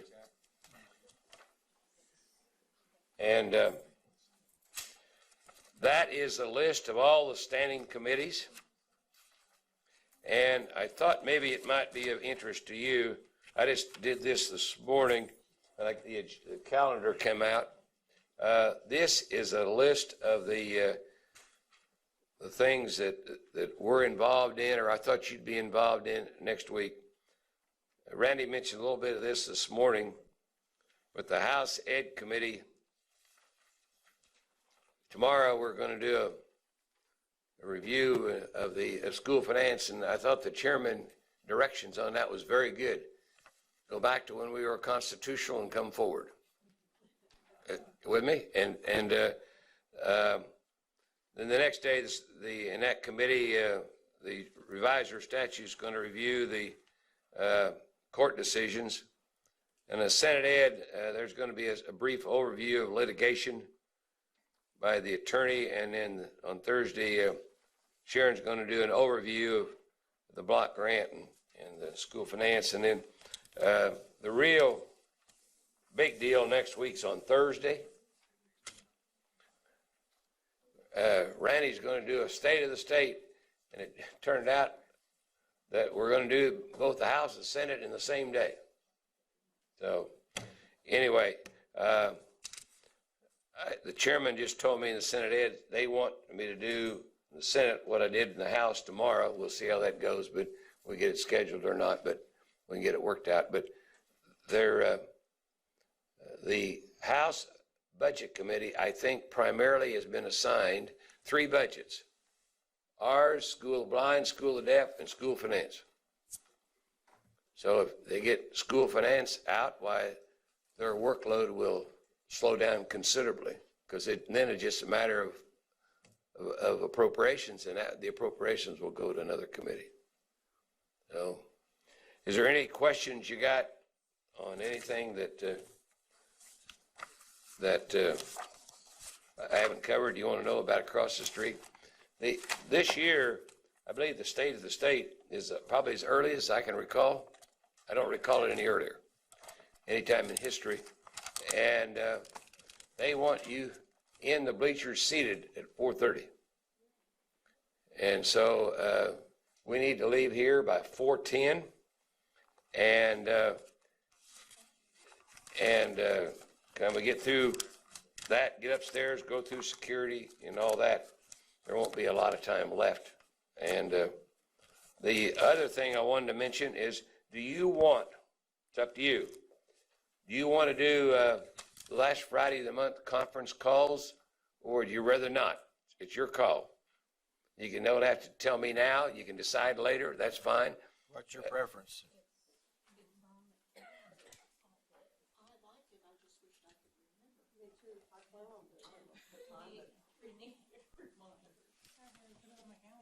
I have to. Yes. It's okay. The Honorable, the one and only Peggy Hill will send you a notice in advance. And the first one will be January the 27th at 4 o'clock. Maybe we need to contact one another. You know, if Sally's not on, I'll contact her. And if I know her, she'll contact me if we're both one of us from it. As elected officials. That don't sound very good of our emails, does it, Peggy? All right, Mr. Chairman, anything else from us? And we need to be right here at 4:10. You see any landmines coming? Pardon? You see any landmines coming? No, I don't think you'll see a lot of details in the budget until the budget is available tomorrow morning. And so they've scheduled to brief us tomorrow morning at 9:30, and it'll take a while to go through all of it and so forth. But there's a lot of things in your mind you can speculate that but you really don't know. You're just speculating. So, but I don't think tonight that in the state of the state he'll get into the budget details. That's not his nature. He traditionally has not done that. He'll talk about maybe some general policies, but not details. That'll be in the budget. So. Tomorrow morning it'll be released online. That's true. And we'll give you a ticket to get in. And it would sure be nice, and this is usually the responsibility of the chairman, keep everybody kind of together. And when we get up there, amen. I've got a commitment from the security people that we'll have everybody together and they go through together. Okay. And so if we can be here at 4:10 and do that, Mr. Chairman, it'd sure be appreciated. And of course, I'm new at this, so I'm going to tell you what I hope happens. Which may not be the case because I haven't discussed it with my colleagues yet. But next month, I would like to have time for us to visit about specific bills that may be of interest to us. Mm-hmm. And if, in fact, we are going to ask our liaisons or some of us to testify for or against, I think that it's important for us to actually take action so that we are, in fact, if we're over there, we are representing the board instead of as individuals. Yeah. And I'd like to have some time to do that. Mr. Chairman, one thing that and there'll be a few, always are, but the number of bills, introductions are not coming in near as rapidly as in the past. You with me? School finance seems to be the big driver. And then there'll be some other minor bills like school bus safety or the seat belts on school buses, and there'll be some, but not near the number. Usually the number is very large in following an election, but this year there doesn't seem to be that rush for bill drafts or introductions. So, but there'll be some. One of them is that has been introduced is 2008, and that's on lap belts, seat belt, shoulder belts for school buses, and it costs $8,000 to $10,000 more. And I was asked today, well, is that help? Well, you tell me what kind of accident it is, and you can tell. You with me? If you roll over and you're laying in the creek bottom, you'd rather not have them fastened down. If you're laying on your side where there's pressure against it, you may not want to do that. But other kinds of wrecks, you may want them. So you have to know what kind of accident it is before you decide whether you want to do that. So being a prophet would be a. But that bill, that bill will probably go to transportation. Okay. That's where it usually goes. But that's about the only one we've seen yet. There was one authorized today by Scott Swab, but I don't know the details of that yet. He just mentioned it one-liner, and they introduced it, and that's it. So, but I don't think we'll get near the number. Oh, we'll get some, but they'll start rolling in. But in election years, the numbers go up like you can't believe. You may want to talk a little bit about, though, our need to really kind of watch the CAPER situation in this board as it relates to teacher shortage and what we could do in immediate to really help. Okay. I had a call from a senator, and I can't say who that is, but he asked Randy and I to tell them what they could do to solve this CAPERS problem and still not hurt the state. Well, it's kind of simple in our eyes. Right now, we had last year we had an interim committee a year ago, and there was 10 categories, breakdown, different categories of working after retirement. We had a study committee to try to simplify that, and now we got 13. And it is extremely complicated. Even staff is having trouble in the CAPERS office keeping it all straight. And one of the issues that would make, if we don't get this straightened out, there's going to be it's going to perpetuate the shortage problem. But one simple way to do it is you have to have the 60 days for IRS. The other piece of it would be let the boards make the decision, but CAPERS will set the rate so that they don't lose money. There's a surcharge, so if you want to hire that person, it may cost you 30%, you have to send to CAPERS. But CAPERS would set the rate. And that way, nobody can say they're losing any money. But if the board is hurting, they want to hire them, they got the privilege of doing that. But when in Emporia can't find a 5th grade teacher, I'm telling you, it's a lot tougher than that in Kansas City, Wichita, Garden City, a lot of other places. Dale, could you give me the 30-second primer on that 60-day rule with the IRS? What the bottom line of that is, they want you to have 60 days separation, and it's not magic because they don't tell you exactly 60 days, but that's the state's interpretation of it. 60 days separation, so it isn't a hand-in-glove situation where I'll resign, draw CAPERS, and then go to work for you. That's what they're trying to prevent. So in this case, Steve, what happened is if you drop out for 60 days, and then if the school district has to pay a surcharge, which they're paying now, but the surcharges, there's 5 of them, depending on when you retired and what position it was. 5 different surcharges. CAPERS, you set the rate and let local boards decide whether they want to hire them or not. And that takes a lot of pressure away. And most school people, Randy, would buy that, I think, in a New York minute. There may be some twinks to it, but that concept, schools right now, in all honesty, are scared to death that they're going to hire somebody and not follow the 13 rules. They put it, the person gets in the wrong class, then you're audited 3 or 4 years later, and then you got to go back, pay them money, whatever. And we had one that had to pay $60,000 recently on just an error, accidental error. That's all it was. So anyway, that's important. I think, we've talked about a lot of things, change, getting the right people in the classroom, teacher shortage.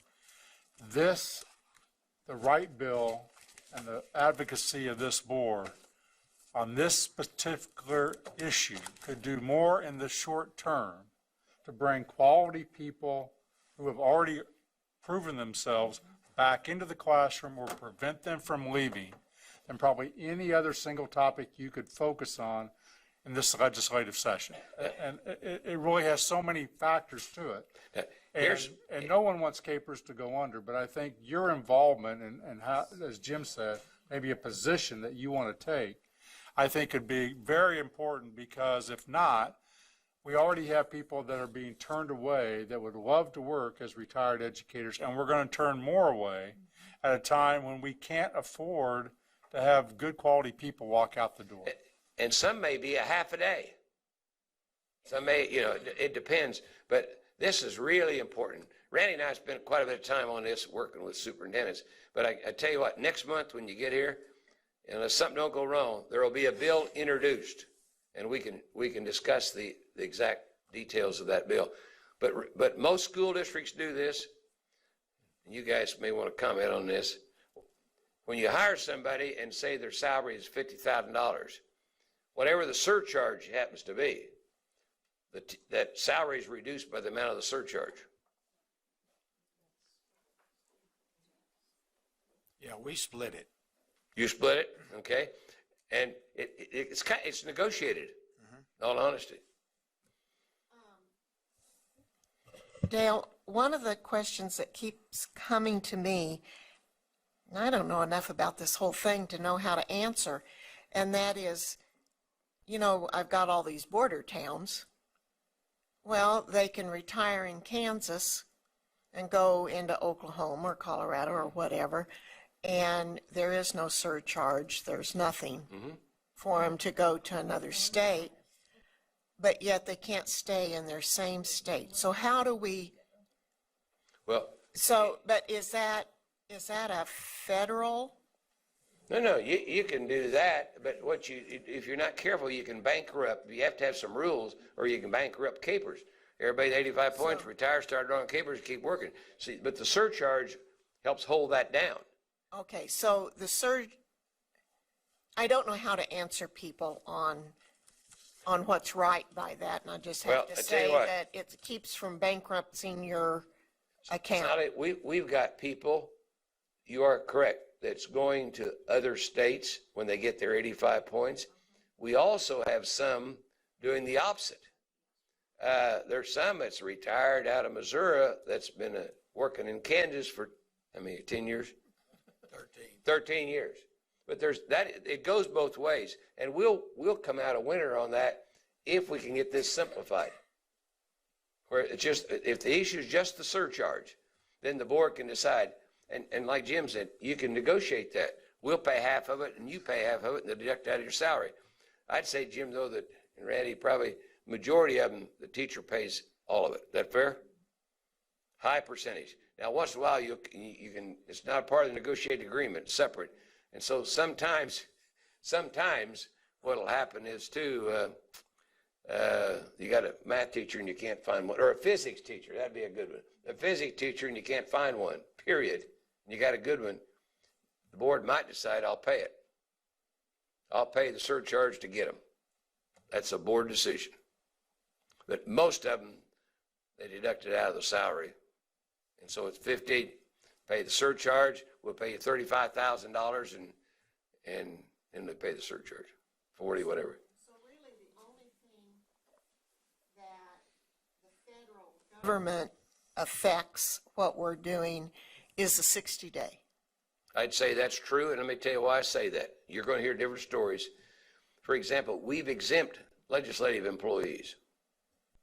We've exempted registered nurses at state hospital. We've exempted firemen. We've exempted policemen. We've exempted highway patrol, law enforcement. They've all been exempt. So when somebody tells you that, well, we can't do that because the IRS, whoa. There's 5 subcategories that are not doing that now, and there's no penalty. So who waives it? The federal government? No, you just, no. So we can waive it? No, it's state law that governs it, state law. But So- this bill coming through, I think, would help solve a big chunk of it. Big chunk, Sally, and it would help them. It would let the board make the decision.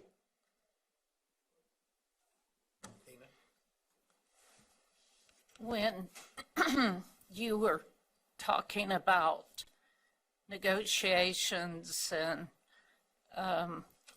well, the bill saying that there's a surcharge. Mm-hmm. And if a district chose to make a local, the person pay, then does that fall under a negotiations agreement? No, what that statute, Or is there something in law that It's allows in them law. to get outside, work outside that yeah, negotiation it's out, agreement? yeah, it's outside the negotiated agreement by law. Okay. Working after retirement, it's, Because I can see where that could get them into some, yeah, no, it's Worlds outside the of negotiated agreement, issues, separate. too. But the local boards can decide what they want to pay and not pay, but the important thing is get rid of all those exceptions, 13 different exceptions. 1 and 2 is, it'd be simple. And we had one the other day, and shouldn't probably tell this, but a lady called and she was ticked off. Jim, down in your area, she was ticked off. She said she had a cook retire, worked in the lunchroom. No big deal. She retired. Well, somebody was ill, sick, and they wanted her to come in for a few days and work. Well, they had to re-enter her and put her in the system. And well, the next month they didn't need her. Well, then they dropped her out of the system. Now she's got to re-enter her again and put her back in the system and pay this surcharge on this cook that you pay nothing, pay a terrible wage for. And this gal been around a long time. She said, I'm going to hire her to come in at least an hour a month, so I won't have to re-enter and go through all that again. Well, you shouldn't have to play a game like that, just to keep it in the system. So if this bill, I think, will help us, give us the guidelines to where to go, and we'll have a hearing on it, and I hope. But anyway, this needs to happen. We've got it way too complicated, unnecessarily. We have a CPA on our board that can make sure that we keep everything under. What? I know the fee will be right. Any other questions? Thank you, sir. Thank you very much, and I see everybody, am I right? 4:10. Or before. Or before. Thank you. Motion would be in order to approve the consent agenda. Dina Horse made the motion. Is there a second? Sally seconded the motion. Discussion? Yeah, I guess for consent agenda, you don't discuss. All in favor, raise your hand. All opposed? One abstention. Mr. Roberts abstains. Okay, let me find my notes here.